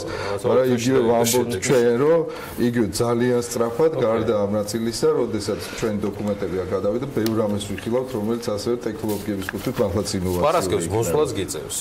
მიშასთან დაკავშირებით არის ძალიან, უბრალოდ BTO-სთან დაკავშირებით არის კიდევ ძალიან საინტერესო ამბები, რომელიც ბევრი იქნება დაჭერბოთ კიდე ამ კვირაში და გისმენთ ყურადღებით რემიავა. კიო, მე გავაკეთებდი ორი მიმართულებით ექსკურს. პირველი ეს არის ჩვენ ქვეყანა ბოლო დაახლოებით 15 წელია ვიძახით, რომ გვაქვს დაბალი გადასახადები, გვაქვს კარგი ბიზნეს გარემო, არ გვაქვს კორუფცია. ნუ ეს არის სამი ძირითადი ნიშა და გვაქვს კიდე საშუალება იმის, რომ ჩამოვიდნენ და ნახონ ასე ვთქვათ საქართველოს, ანუ ტურიზმი. ანუ 4 მიმართულება გვაქვს, რომელსაც ბოლო 15 წელია ვიძახით ქვეყანა, ხო? ამ 4 მიმართულებას ჩვენ რეალურად ვერ გავსვით, ხო? ანუ სოფლიო არის საკმაოდ პატარა, ვისაც გაგება უნდა და გაიგო, ვარც საინტერესო ქვეყანა ეკონომიურად დაბალი გადასახადების კუთხით, კორუფცია არ გვაქვს რეგიონალურად, მოკლედ მოცემულობა გვაქვს საკმაოდ კარგი და შემდეგ, ბოლო 15 წელია ჩვენ ამ ისტორიას ყვებით ჩვენი ქვეყნის შესახებ. მე ესე მგონია, რომ იყო უკვე დრო, რომ რაღაც ახალი მოგვეყოლა ჩვენს ქვეყანაზე, რატო არის საქართველოს საინტერესო, რომ ჩამოხვიდეთ და განახორციელო ინვესტიციები. ჩვენ როგორც ვიცით, შემდეგი ასე ვთქვათ, ეკონომიკური განვითარება არის ეს ციფრული ეკონომიკა, შემდეგი რევოლუცია მიმართულებით ეს არის ციფრული ეკონომიკა და ციფრული ეკონომიკა არის ის მოცემულობა, სადაც მსოფლიოში ყველაზე ძვირად ღირებული კომპანიები იქმნებიან. ანუ ჩვენი ქვეყანა უნდა მიდიოდეს იქით, რომ რაც შეიძლება მეტად ღირებული ინვესტორები მოიზიდოს და იქ განავითაროს თავისი ასე ვთქვათ მიმართულებები, სადაც დღეს იქმნება ეკონომიკა და სადაც ასე ვთქვათ ინვესტირება და დასაქმება არის ყველაზე ადვილი და მარტივი. ეს არის ინტერნეტი, ეს უკვე იქნება ხვალე აუცილებლად ბლოკჩეინი. ამ მიმართულებით ჩვენ გვაქვს ფუფუნება იმის, რომ ასე ვთქვათ ბოლო 2 წელია იყოს ნიუსები ამ მიმართულებით, ის რომ ვართ მსოფლიოში პირველი ქვეყანა ბლოკჩეინის მიმართულებით. ეს უკვე ყველა მიცის დაწყებული ეკონომისტი და დაფარებული Forbes-ით, Financial Times-ით, ყველა უმსხვილესი გამოწვევით Nasdaq-ით, აბსოლუტურად ყველა ამერიკიდან იაპონიამდე იციან, რომ ამ კუთხით ქონდა გარღვევა და წელს ვაგრძელებთ ჩვენ მიმართულებას და ვიძახით, რომ ბლოკჩეინზე უკვე Emercoin-ის პლატფორმაზე იდება მოკლედ ახალი მიმართულება, ეს არის არა ვთქვათ სახელმწიფო სერვისები, არამედ კერძო კონკრეტულად უნივერსიტეტი, ბიზნეს ტექნოლოგიების უნივერსიტეტი ახორციელებს თავისი დიპლომების დალისვას ამ მიმართულებით. ეს ერთი სერიოზული ასე ვთქვათ განაცხადი და მეორე რაც საკმაოდ მნიშვნელოვანია ჩვენს წარმატებაზე ბლოკჩეინის დანერგვაზე ჰარვარდმა გააკეთა case study, ანუ ჰარვარდის უნივერსიტეტი ყვება ისტორიას და ჩვენზე და ჩვენთან საქართველოში ქართული უნივერსიტეტი აკეთებს ამ ისტორიას უკვე ახალი მიმართულებით და მგონია რომ ეს ძალიან ნიშანდობლივია, რომ ჩვენ არა თქვა ისტორიას უყვებით სტუდენტებს, არამედ ამ ისტორიას მათ ვაქმნევინებთ და შემდეგ დარწმუნებული ვარ BTO-ს ასე ვთქვათ მაგალითზე ჰარვარდი და სხვა უნივერსიტეტების გააკეთების შემდეგ case study-ებს როგორ კეთდებოდა ბლოკჩეინზე ამდაგვარი გაბედული ასე ვთქვათ ოპერაციები და ნაბიჯები. ჩვენ საკმაოდ საინტერესო ისტორიას წარუდგენთ, ხო, ამ კვირაში მიშა კიდევ მაყურებელს. გვექნება თავისთავად, რომელიც ასევე მნიშვნელოვანია, რომ ერთ-ერთი მიმართულება ბლოკჩეინი, რომელიც ვამბობთ, რომ მართლაც მომავლის მიმართულება, ეს მეორე ეს არის ხელოვნური ინტელექტის, რომელიც ვფიქრობთ, რომ იგი ძალიან მნიშვნელოვანი ნაბიჯები გვაქვს, აქაც უკვე გადადგმული, რომელიც ძალიან სწრაფად ვისაუბრებთ იმას და კიდე რაც ყველაზე ამგვიხარია, ასევე ვფიქრობთ, რომ ძალიან მალე ვიხილავთ ამ პლატფორმას ერთმანეთთან დაკავშირებულს, რომელიც ასევე მართლაც ძალიან მნიშვნელოვან ტექნოლოგიურ გარღვევამდე შეიძლება მივიყვანოს და ერთ დავამატებდი, რაც თქვა, რომ ძალიან მნიშვნელოვანია ესეთი პროექტები, რომ გარდა ვთქვათ ამ გარემოში უკვე დაიდოს ისეთი პროექტები, რომელიც არამედ საქართველოს მასშტაბით, არამედ გარეთ გაიტანს იმ ინფორმაციას, რომ აქ კეთდება რაღაც მნიშვნელოვანი ინოვაციური ბიზნესისთვის საინტერესო, რომელიც კიდევ გარწმუნებთ, ბევრ ესეთ საინტერესო მაგალითს მოიტანს და ბევრ წარმატებას კიდევ მომავალში გააჩნს. ესეთი ღია ამ ყველაფრისთვის. მადლობა ჩვენს თანაწამყვანს რემი ურომაშვილი იყო ჩვენთან ერთად და მას მიგლოვდით მიხეილ ბატიაშვილს, ბიზნესისა და ტექნოლოგიების უნივერსიტეტის რექტორს. სულ რამდენიმე საათში ამ ინფორმაციას ნახავთ უკვე ჩვენს ვებგვერდებზე, ასევე Forbes-ი აპირებს ამასთან დაკავშირებით შესაბამისი ინფორმაციის გავრცელებას. ეხლა გავდივართ რეკლამაზე და განათლების თემაზე ვაგრძელებთ საუბარს. შემოგვიერთდება თათია ჩაფიჩაძე, თავისი ძალიან საინტერესო სტუმრებით. დროებით.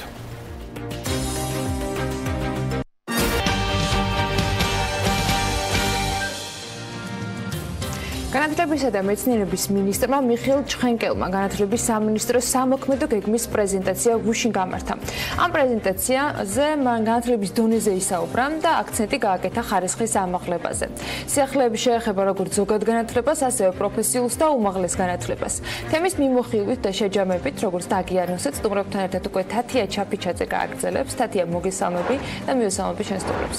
დილამშვიდობის ანა, მივესალმები ჩვენს მაყურებელს. 12 ნაბიჯი ხარისხიანი განათლებისკენ სწორედ ასე ერქვა სამოქმედო გეგმის პრეზენტაციას, რომელიც განათლების მინისტრმა გუშინ მთავრობის ხელმძღვანელის, მინისტრთა კაბინეტის წევრებისა და საზოგადოების წინაშე წარმოადგინა. მიხეილ ჩხენკელმა აქცენტი გააკეთა მასწავლებელთა პროფესიულ განვითარებაზე და აღნიშნა, რომ მათი კვალიფიკაციის სასამაღლებლად გრძელვადიანი ტრეინინგები ჩატარდება, რომელსაც მასწავლებელთა სახლის გარდა სხვადასხვა ორგანიზაციები უზრუნველყოფენ. ასევე ითქვა, რომ სკოლებში ფინური საგანმანათლებლო სივრცის ელემენტების შერწყმა მოხდება და დაინერგება Microsoft-ის საგანმანათლებლო პროგრამაც. გუშინმა მინისტრმა სოფლის სკოლებზე ისაუბრა და აღნიშნა, რომ მათი რეაბილიტაციის კუთხით ინვესტიციები განხორციელდება, შედეგად კი სოფლის სკოლები გარდაიქმნება საგანმანათლებლო კულტურულ ცენტრებად, რომლებიც საბავშვო ბაღს, სკოლას, კოლეჯს, ბიბლიოთეკას, სპორტულ და შემოქმედებით კლუბებს გაერთიანებს. საუბარი ასევე შეეხო პროფესიულ განათლებას, რომელიც უნივერსიტეტებში პროფესიული კოლეჯების დაფუძნებას, დუალური სწავლების მეთოდს და სწავლების ინტერნაციონალიზაციას მოიაზრებს. გუშინმა გახდა ცნობილი, რომ სამინისტრომ მსოფლიო ბანკთან ერთად დაფინანსების ახალი მოდელის შემუშავებაზე მუშაობს, რომელიც უნივერსიტეტებში სამეცნიერო კვლევითი პროცესის მაღალ დონეზე წარმართვა შეუწყობს ხალხს. უფრო მეტ კონკრეტიზაციაზე და შეფასებებზე უკვე მარიამ ჯაშთან, განათლების კომიტეტის ხელმძღვანელთან და გია მურღულიასთან, სკოლა ჰამილტონის ხელმძღვანელთან ერთად განვაგზავნებთ. მოგესალმებით კიდევ ერთხელ, უღრმესი მადლობა, რომ იღებთ დღევანდელ გადაცემაში მონაწილეობას. კაპიტან მარიამ, მოდი თქვენგან დავიწყოთ. თქვენთვის ეს სამოქმედო გეგმა რამდენად პასუხობს იმ გამოწვევებს, რაც დღეს დარგში არსებობს? მოგესალმებით, თათია, მივესალმები მაყურებლებს. ზოგადად ალბათ შეჯამებით შეგვიძლია ვთქვათ, რომ სამოქმედო გეგმა პასუხობს ყველა ძირითად გამოწვევას, რომელიც არსებობს განათლების სისტემაში და ეს არის სამოქმედო გეგმა და ძირითადი მიმართულებები, რომელსაც ჩვენ პრაქტიკულად ყოველდღიურ რეჟიმში ვმუშაობთ განათლებისა და მეცნიერების სამინისტროსთან ერთად. როგორც თქვენ აღნიშნეთ, სამოქმედო გეგმა მოიცავდა სამ საფეხურზე, ზოგადი პროფესიული და უმაღლესი საგანმანათლებლო დაწესებულების დონეზე გასატარებელ როგორც მიმდინარე პროგრამების შეჯერებას, ასევე ახალი ინიციატივების დანერგვას და მთავარი აქცენტი კეთდება ხარისხიან განათლებაზე. ბუნებრივია, გუშინდელ პრეზენტაციაში მინისტრმა წარმოადგინა ინფრასტრუქტურული კუთხითაც არსებული გამოწვევების დაძლევის გზები, მათ შორის ახალი სკოლების მშენებლობის საკითხი და სოფლის სკოლების ინფრასტრუქტურის გამოყენება საზოგადოებრივ კულტურულ ცენტრებად სწორედ არის ის მიმართულება, რომელიც ხელმისაწვდომობას გაზრდის როგორც ზოგადი განათლების, ასევე უწყვეტი განათლების პროცესების. მიუხედავად ინფრასტრუქტურული და ტექნოლოგიური აღჭურვილობისა, რომელიც ინფრასტრუქტურულ და ხელმისაწვდომობის კომპონენტს მიეკუთვნება, მაინც ჩვენთვის ბუნებრივი არის ყველაზე მნიშვნელოვანი არის ხარისხის შედეგების გაუმჯობესების მიმართულება, რადგან შეიძლება საერთო ეროვნული დონის მონაცემები ჩვენ მეტნაკლებად გქონდეს მისაღები, თუნდაც საერთაშორისო ოლიმპიადების შედეგები არის ძალიან მისასალმებელი ჩვენი მოსწავლეების, მაგრამ თუ ჩვენ ჩაშლილ მონაცემებს და მაჩვენებლებს განვიხილავთ, არის არათანაბარი ვითარება, განსაკუთრებით რთული არის ეროვნული უმცირესობების თვალსაზრისით და როგორც პროფესიული, ასევე უმაღლესი დონის ხარისხი განათლების არის. მე კონკრეტული დეტალის თქმა რამდენად შეგვიძლია ითქვა, რომ ფინური სწავლების ელემენტების შერწყმა მოხდება, რა იგულისხმება კონკრეტულად ამ დიდი ნებათაღელვა და ინტერესი გამოიწვია საზოგადოებაში, როგორც წარმატებული ქვეყნის, რისი გადმოღება შეიძლება მოხერხდეს კონკრეტულ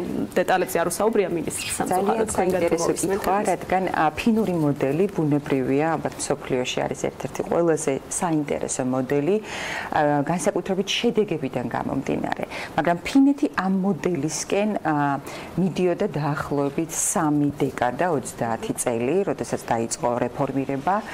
ფინური მოდელი გულისხმობს მაქსიმალურად ინტეგრირებულ სწავლებას სხვადასხვა დისციპლინების, თავად სასწავლო პროცესში შედეგებზე ორიენტირებას და მაქსიმალურად დაცლილია ეს მოდელი, თქვათ, სტანდარტული ტესტირების სისტემებისგან, რომელიც მთელ მსოფლიოში არის დანერგილი, მაგრამ უფრო და უფრო მეტად ხდება გარკვეული კრიტიკის და გადახედვის საგანი. წამყვანი ალბათ სიძლიერე ფინური მოდელის ბატონი გია დამეთანხმება გახლავთ თავად პედაგოგთა კვალიფიკაცია, რომელთაც აქვთ საშუალება, რომ ინტეგრირებული სწავლების მიმართულებით ყოვლის მომცველი ცოდნის შეძენის საშუალება მისცენ მოსწავლეებს. ალბათ დეტალები უფრო იქნება ცნობილი, როდესაც დაგეგმილი უკვე კონკრეტული ვიზიტი, ასევე მინისტრის მონაწილეობით, უშუალო მონაწილეობით დასრულდება. ჩვენ გვაქვს საუბარი ახალი ტექნოლოგიების შემოტანაზე, მაქსიმალურად სასწავლო პროცესში, რომელიც უფრო საინტერესოს გახდის და შემოქმედებიც გახდის სასწავლო პროცესი, არის პროფესიული გადამზადების გაფართოვება. თქვენ უკვე აღნიშნეთ, რომ გარდა მასწავლებლის სახლისა, რომელიც ყოველწლიურად უზრუნველყოფდა პედაგოგთა გადამზადებას, გაფართოვდება პედაგოგთა გადამზადების თემები და აქ უკვე საერთაშორისო ორგანიზაციები და არასამთავრობო სექტორიც ჩაერთვება და რაც მთავარია, ეტაპობრივად მოხდება უკვე აქცენტი ინტეგრირებულ და იმედი მაქვს უკვე მე-11 კლასში ეტაპობრივად დიფერენცირებულ სწავლებას. ბატონო გია, თქვენ მინდა გითხრათ, თქვენთვის რამდენად სრულყოფილი იყო ის სამოქმედო გეგმა, რაც იყო წარმოდგენილი და როგორ ხედავთ, როგორ გესახებათ მისი განვითარება დღესდღეობით? იგივე მასწავლებელთა კვალიფიკაცია, ფინური მოდელის ელემენტების გადმოღება, ვიცით რომ არც ისე სახარბიელო მდგომარეობა გვაქვს იგივე მასწავლებელთა კვალიფიკაცია და საგამოცდო ტესტები, რაც რის შედეგებიც იყო ცნობილი და რაც ხდებოდა საჯარო, ძალიან მძიმე იყო, ასე ვთქვათ, როგორ უყურებთ ამ გეგმას? ბევრი კითხვა იყო დასაწყისშივე, მოგესალმებით პირველ რიგში თქვენს და მაყურებელსაც.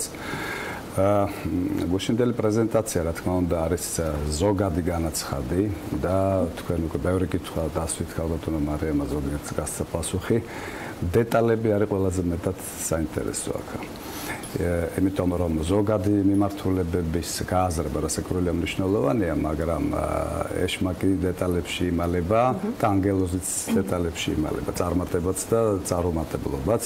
მე გავიხსენებ თქვენთან ერთად, რომ ყველაზე დიდი თეორეტიკოსები განათლების რეფორმირების ხშირად ამბობენ, რომ თავარი შეცდომა რეფორმატორების არის ის, რომ გონიათ, რომ კარგად თუ გავიაზრებთ ყველანი რაღაცას, იმე ავტომატურად განხორციელდება მე ისა.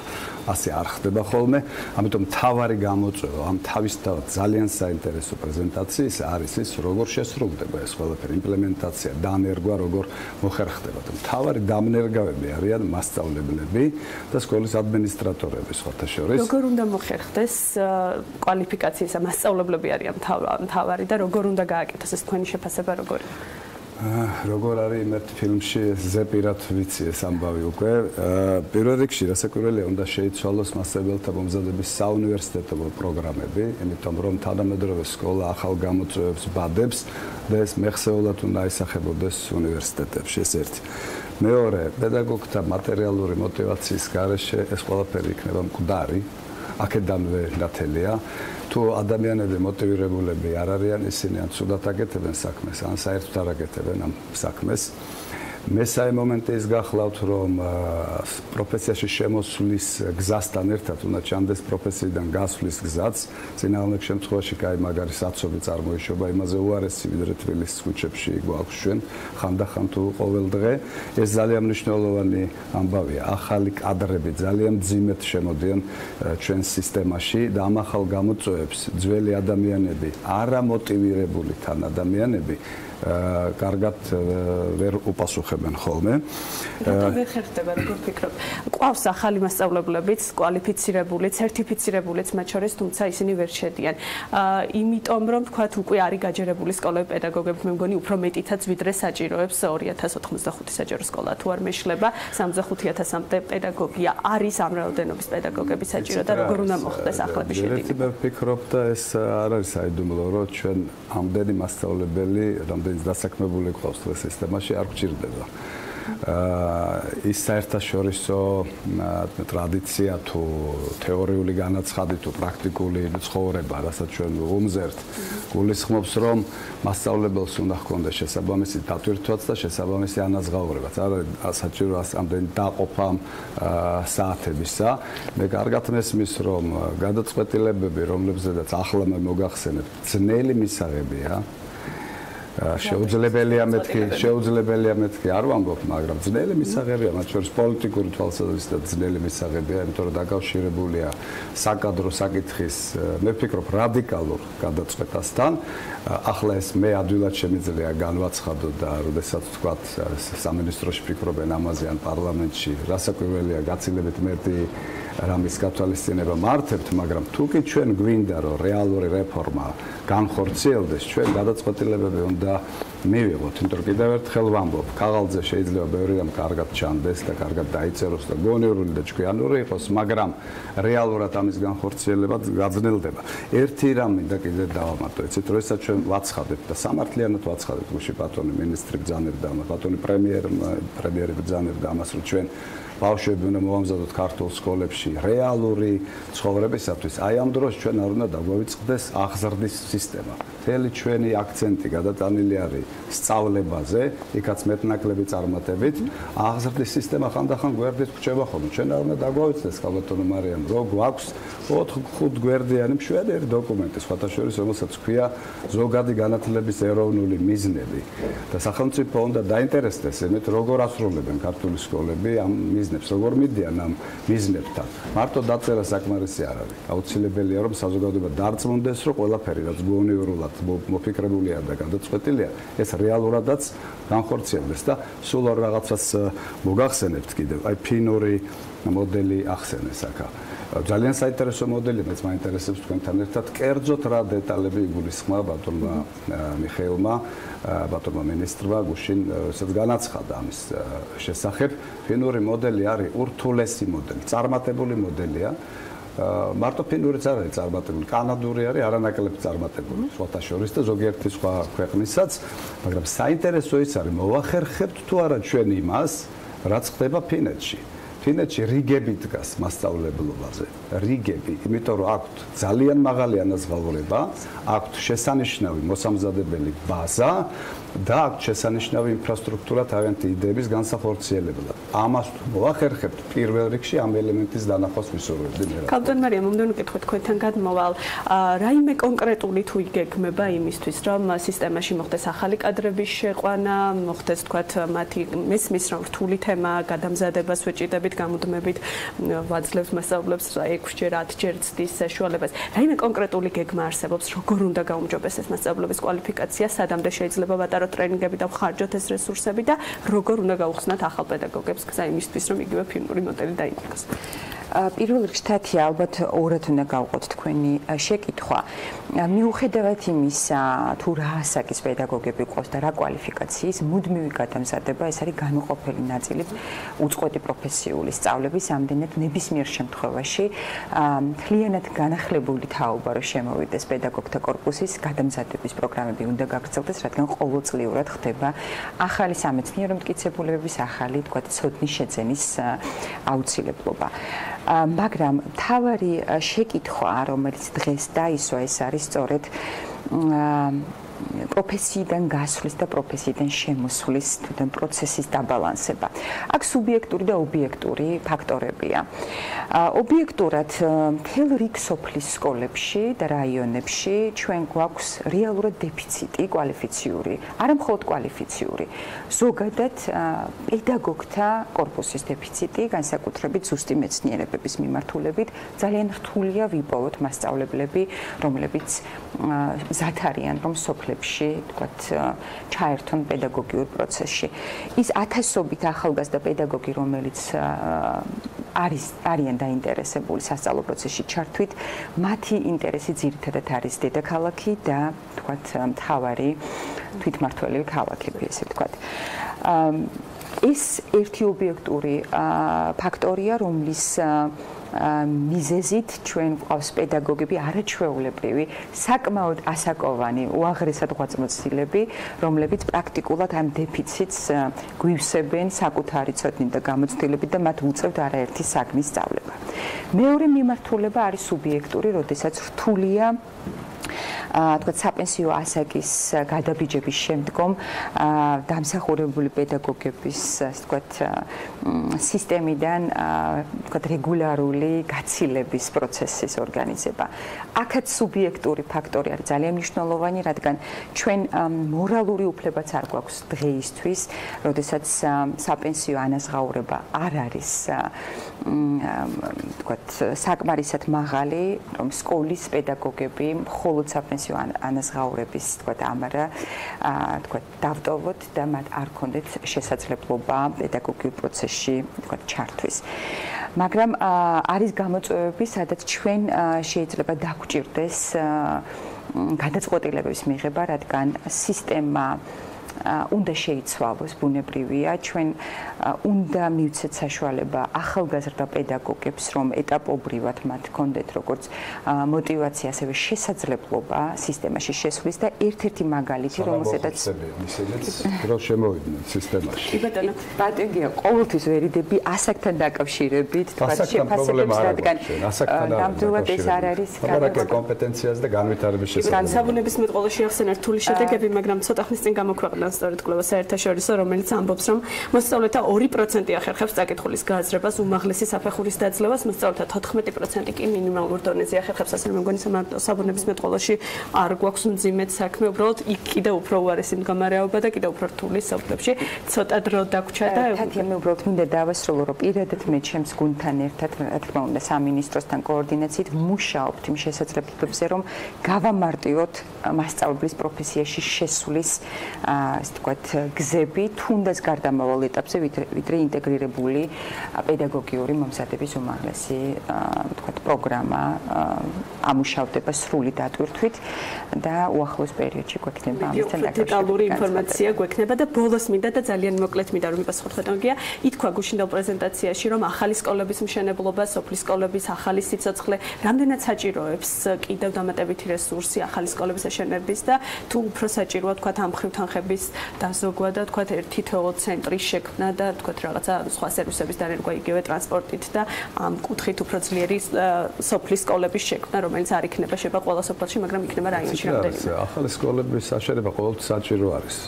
იმიტომ რომ ეს არის დროის გამოწვევა და ეს ბუნებრივი პროცესია და რასაკვირველია არ არის აუცილებელი რომ ერთსა და იმავე სკოლაში იყოს კატასტროფული კონცენტრაცია ბავშვების, მასწავლებლების და ყველას ერთად. იცით თუ არა თქვენ რომ მართვის თეორიაში ცნობილი ამბავია რომ ყველაზე კარგად იმართება სკოლა სადაც არის 500-600 მოსწავლე. ჩვენ გვყავს 2500 მოსწავლე რო არის ასეთი სკოლები გვაქვს და არის სადაც 15-10 ბავშვი სწავლობს და ამაზეა საუბარი ამ ხელა რესურსების ხარჯვა რამდენად რესურსების ხარჯვა ამ მიმართულებით გარდაუვალი არის, მაგრამ რასაკვირველია თუკი ჩვენ ხარისხზე ვფიქრობთ, პირველ რიგში უნდა ვიფიქროთ მასწავლებელთა კომპეტენციის ამაღლებაზე. ეს არის ნომერი პირველი ამოცანა და ამ მიმართულებებშიც ეს არის დაფიქსირებული. ძალიან დიდი მადლობა, იმედი მაქვს რომ უკვე სხვა დეტალებითაც ვისაუბრებთ ამ სტუდიაში. ძალიან ბევრი თემა იყო კიდე მიმოხილვის გარეშე დაგვჭა საერთოდ დროიდან გამომდინარე, მაგრამ სხვა დროს აუცილებლად გავაგრძელებთ. მარიამ ჯაში და გია მურღულია იყვნენ ჩვენი დღევანდელი საქმიანი დილის სტუმრები. მადლობა თათია ჩეპიჩაძეს და მის სტუმრებს. კიდევ ერთხელ ვადასტურებ დილანდელიდან არ იყოს რომ ამ თემასთან დაკავშირებით კიდევ ბევრჯერ გვექნება საუბარი და რა თქმა უნდა ბევრი მიმართულებით გავშვით, მათ შორის იმ ნაწილშიც როგორც კი აღსრულების და შესრულების მიმართულება ჩაერთვება საქმეში. დღეს ქალების ნარატივიც გააგრძელებს განათლების თემაზე საუბარს და სწორედ იმ სტატისტიკაზე და იმ შედეგებზე ვისაუბრებთ, რომელზეც თათიამ აღნიშნა, რომ მხოლოდ 2%-იანი ზედაზღვარი სტაკმაყოფილების შედეგი გვაქვს საკითხulis გააზრებასთან დაკავშირებით. წინ ახლა მცირე სარეკლამო პაუზა გველოდება. კიდევ ერთ სტუმარს უმასპინძლებთ საქმიანი დილის ეთერში და როგორც დავაანონსე უკვე განსალახეთის ქალების ნარატივი იქნება შემდეგ. ამინდის პროგნოზის სპონსორია SEU დეველოპმენტი.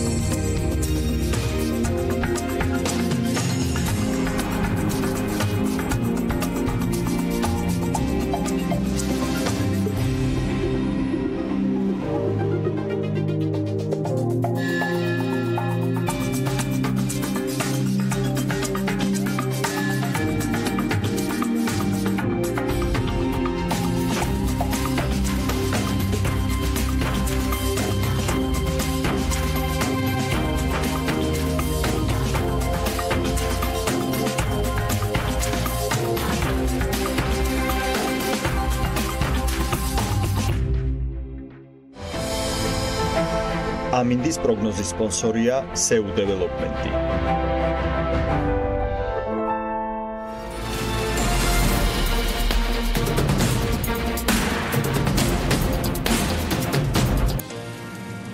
საერთაშორისო მოდის კვირეული Mercedes-Benz Fashion Week-ი უკვე დასრულდა, რა შედეგები დასრულდა, რამდენად დიდია ამ ინდუსტრიიდან მიღებული ეკონომიკური სარგებელი ქვეყნისთვის.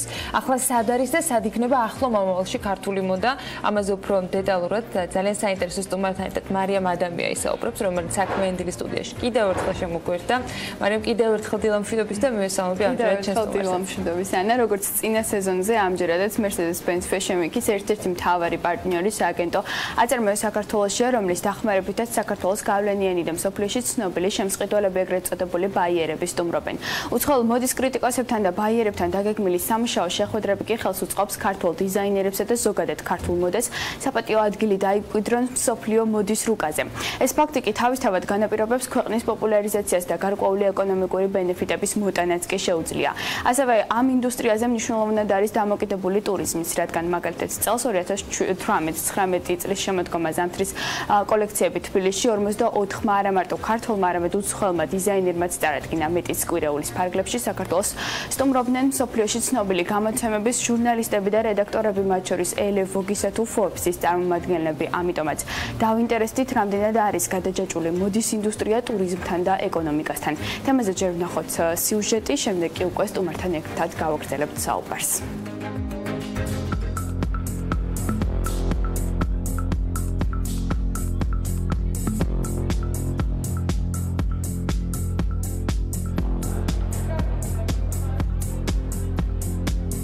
საქართველოს შავი ზღვის მოდის ახალი ჰაბია.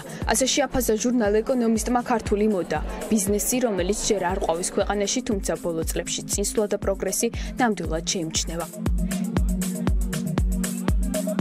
ასევე ვერ ვიტყვით, რომ ეს სექტორი ქართული ეკონომიკისთვის მთავარი საყრდენია, თუმცა მოდამ საქართველოს რუკაზე აღნიშნა, სადაც ინვესტორებსა და ტურისტებს შეუძლიათ ქვეყანა იპოვონ. თუკი სტატისტიკას გადავხედავთ, გასულ წელს საქართველოს 7.5 მილიონი ადამიანი ესტუმრა. ეს კი ორჯერ მეტია საქართველოს მოსახლეობაზე და მაჩვენებელი დაახლოებით 6 გზის არის გაზრდილი 2008 წლის შემდეგ.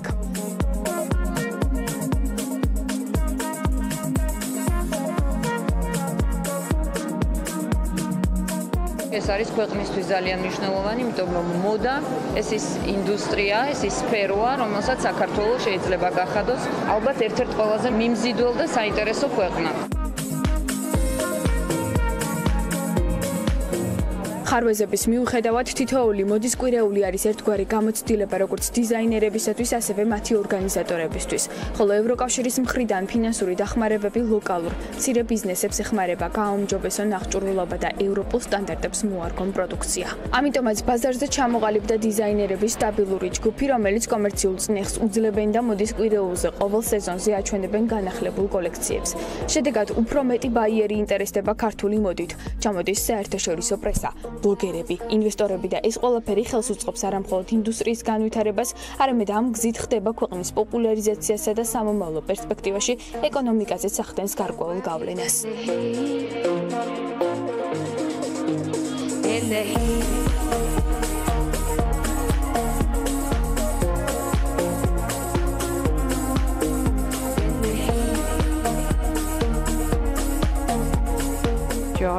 საინტერესო ქვეყანაა უამრავი ნიჭიერი დიზაინერით, კრეატიული იდეითა და მაღალი ხარისხით. საინტერესო არასაც აკეთებთ, თუმცა ეს მხოლოდ დასაწყისია. ბევრი მუშაობაა საჭირო იმისთვის, რომ საერთაშორისო მასშტაბზე გასვლა შეძლოთ და საკუთარი სიტყვა თქვას საქართველოს მოდის ინდუსტრიაში და გაუძლოს იმ კონკურენციას, რაც მსოფლიო ბაზარზე არსებობს. ცხადია, გარკვეული ნაბიჯები უკვე გადადგმულია, თუმცა მეტი მუშაობა და აქტიურობაა საჭირო.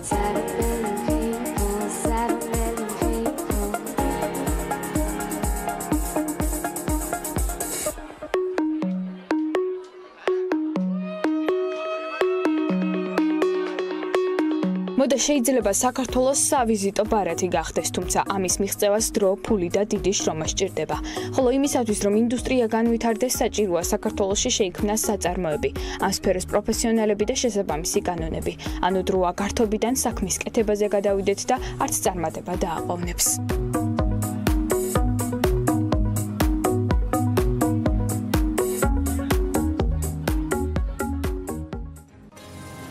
რამდენად არის გადაჯაჭვული მოდის ინდუსტრია ტურიზმთან და ეკონომიკასთან? თემაზე საუბარს უკვე თათია ბიძინაშვილთან, სააგენტო აწარმოებს საქართველოში შემოქმედებითი ინდუსტრიების განვითარების მენეჯერთან ერთად განვაგრძობთ. დილომშვიდობისა თათია. მადლობა დილიდან, რომ ჩვენთან ერთად ხარ და საინტერესო თემაზე ვსაუბრობთ. თავარი კითხვით დავიწყოთ. რამდენად არის გადაჯაჭვული ეკონომიკა, ტურიზმი და მოდის ინდუსტრია ერთმანეთზე და რამდენად ახდენს გავლენას მოდის ინდუსტრიის განვითარება, იგივე ტურიზმის შემოდინებაზე და განვითარებაზე და ეკონომიკურ ზრდაზე? მოგესალმებით, პირველ რიგში მივესალმები მაყურებელს, მადლობას გიხდით მოწვევისთვის და ზოგადად ამ თემით დაინტერესებისთვის. ჩვენ მოდას არ ვუყურებთ მხოლოდ ვიწრო ჭრილში, რასაკვირველია. ეს არის ერთ-ერთი ინდუსტრია, რომელიც არის ძალიან განვითარებადი. ეს არ არის მხოლოდ ბაიერების ერთჯერადი კომუნიკაცია დიზაინერებთან, ანდაც თუნდაც მოდის კვირეულები. თუ შევხედავთ მოდის მსოფლიო დედაქალაქებს, როგორიც არის პარიზი, ნიუ-იორკი, ლონდონი, რეალურად მოდის კონტრიბუცია თვითონ ეკონომიკაში ძალიან დიდია.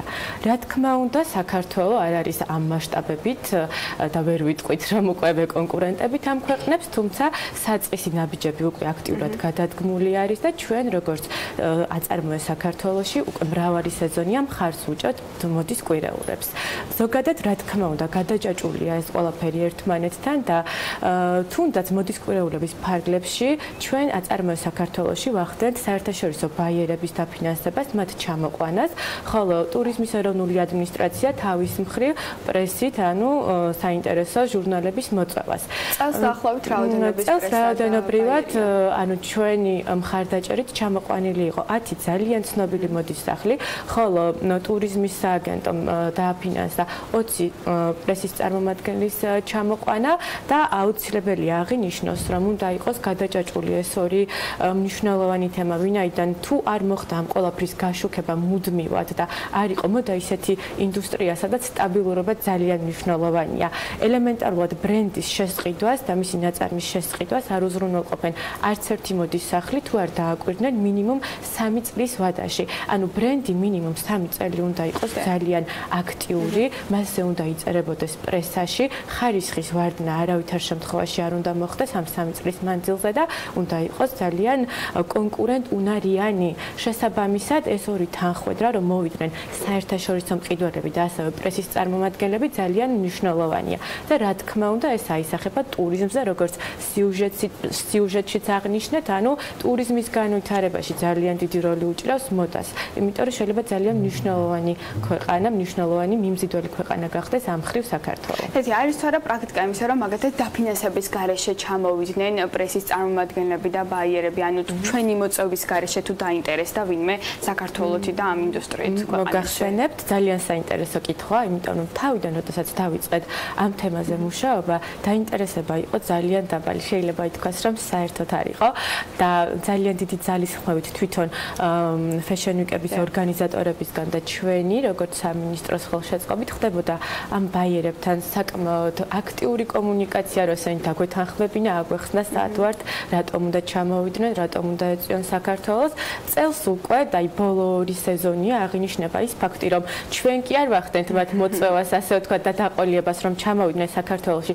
თვითონ გამოხატავენ სურვილს და ჩვენ ასე ვთქვათ, უკვე შერჩევას ვაკეთებთ, ვინ არის ყველაზე რანგირების მიხედვით მაღალ დონეზე, რომ საერთაშორისო ცოტა აღიარებული და მნიშვნელოვანი ბაიერები ჩამოვიდნენ. შესაბამისად, ძალიან ბევრი ბაიერი ჩამოვიდა დაფინანსების გარეშეც. დაიძრა თუ არა პროცესები, მაგალითად, მიდის თუ არა მოლაპარაკება უკვე უშუალოდ დიზაინერსა და ბაიერს შორის და იყიდეს თუ არა უკვე ქართული პროდუქცია, საქართველოში წარმოებული პროდუქცია და ინტერესდებიან თუ არა ჩვენთან თანამშრომლობით და კომუნიკაციით.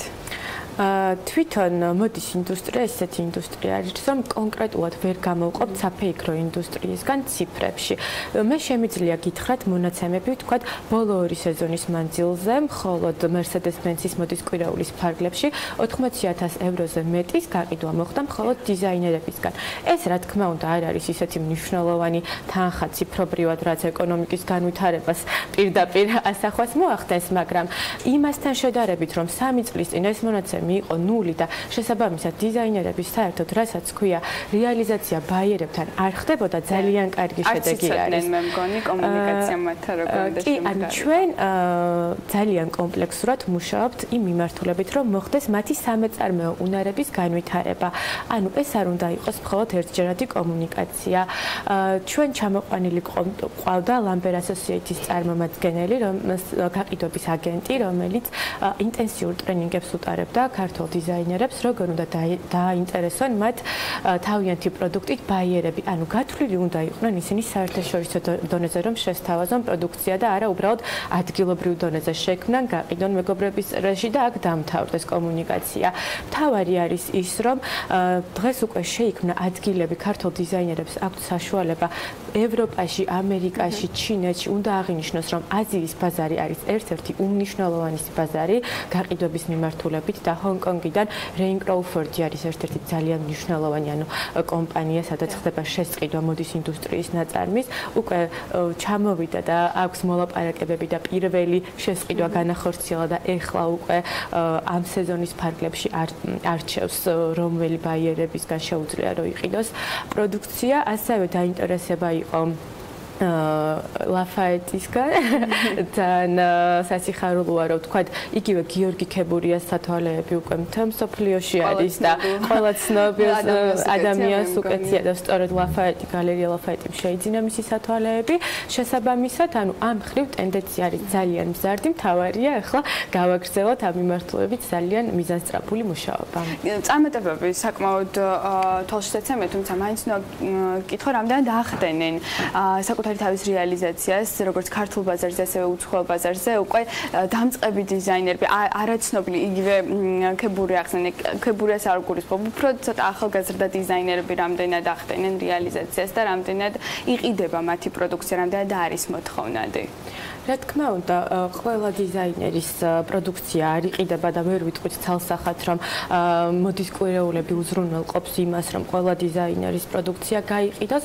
მთავარი არის ის, რომ მათთან მიმართებაში ძალიან აქტიური მუშაობა მიმდინარეობს, როგორ უნდა შეიძინონ ეს უნარები, რომ სწორად შესთავაზონ ბაიერს თავიანთი პროდუქცია, როგორ მოახდინონ მათი პოპულარიზაცია, როგორ უნდა მოახდინონ გაყიდვები და სამეწარმეო უნარები ამ მხრივ აიმაღონ. ანუ სწორედ ამაზე ვართ ჩვენ მომართულები, რომ მათ გრძელვადიანად შეექმნათ ამისი პირობები. რაც შეეხება აღნიშნეთ ახალგაზრდა დიზაინერები, თბილისის მოდის კვირაულის ფარგლებში კონკურსიც ჩატარდა, რომელსაც ხელი შეეწყოთ, რომ ახალგაზრდა დიზაინერებს, ასე ვთქვათ, გამოავლინონ თავიანთი თავი და ზოგ მათგანს, რა თქმა უნდა, არ აქვს იმისი ფინანსები, რომ თუნდაც კოლექცია შეკეროს.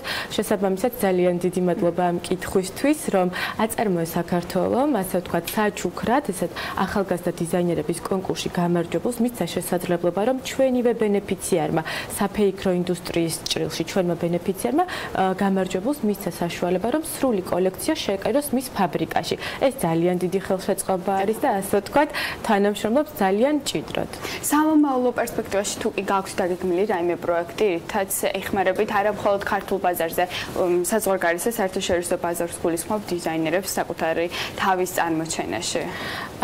აღსანიშნავია, რომ Mercedes-Benz-ის მოდის კვირაულს ესწრებოდა პიტი უომოს გენერალური დირექტორი.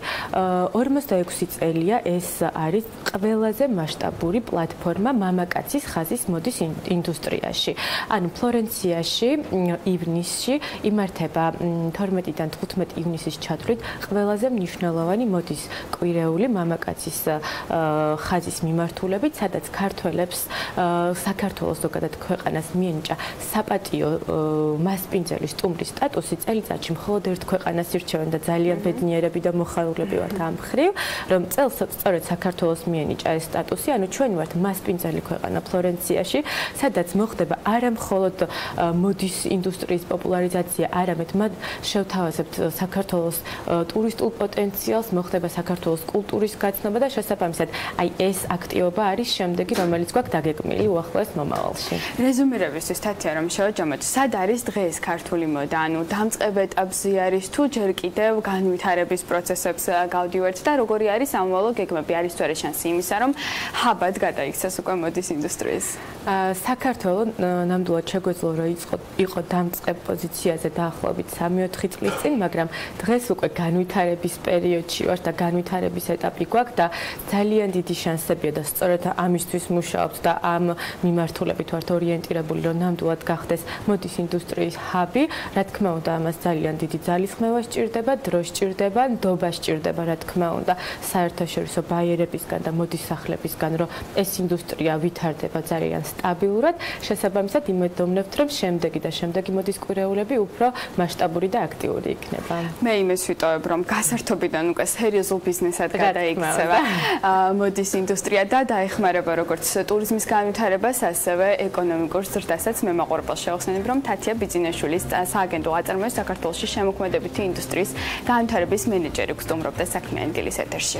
მადლობა მარიამ ადამიანს და მის სტუმარს ძალიან საინტერესო საუბრისათვის. წარმატებები მოდის ინდუსტრიას თბილისში და Fashion Week-ს, რომელიც განსაკუთრებით საინტერესო ბოლო დღეების განმავლობაში იყო. კიდევ ბევრ საინტერესოს მოვისმენთ დარწმუნებული ვარ ქართველი დიზაინერების შესახებ და ბევრი საერთაშორისო გამოცემაში უკატყობინებს მნიშვნელოვან ამბებს. ამით საქმიანი დილას ვასრულებთ. ხვალდირით 8-ზე შეხვდებით ერთმანეთს. წინ კი ქალების ნარატივი გელოდებათ გვანცლაღიძესთან ერთად და ზუსტად 8-ზე საქმის კურსში ბიზნესისა და ეკონომიკის მთავარი სიახლეებისა ბექა ბაციკაძე და დათო ჯალაღონია ჩაგაყენებენ. ასე რომ ხვალამდე ბედნიერ დღეს გისურვებთ.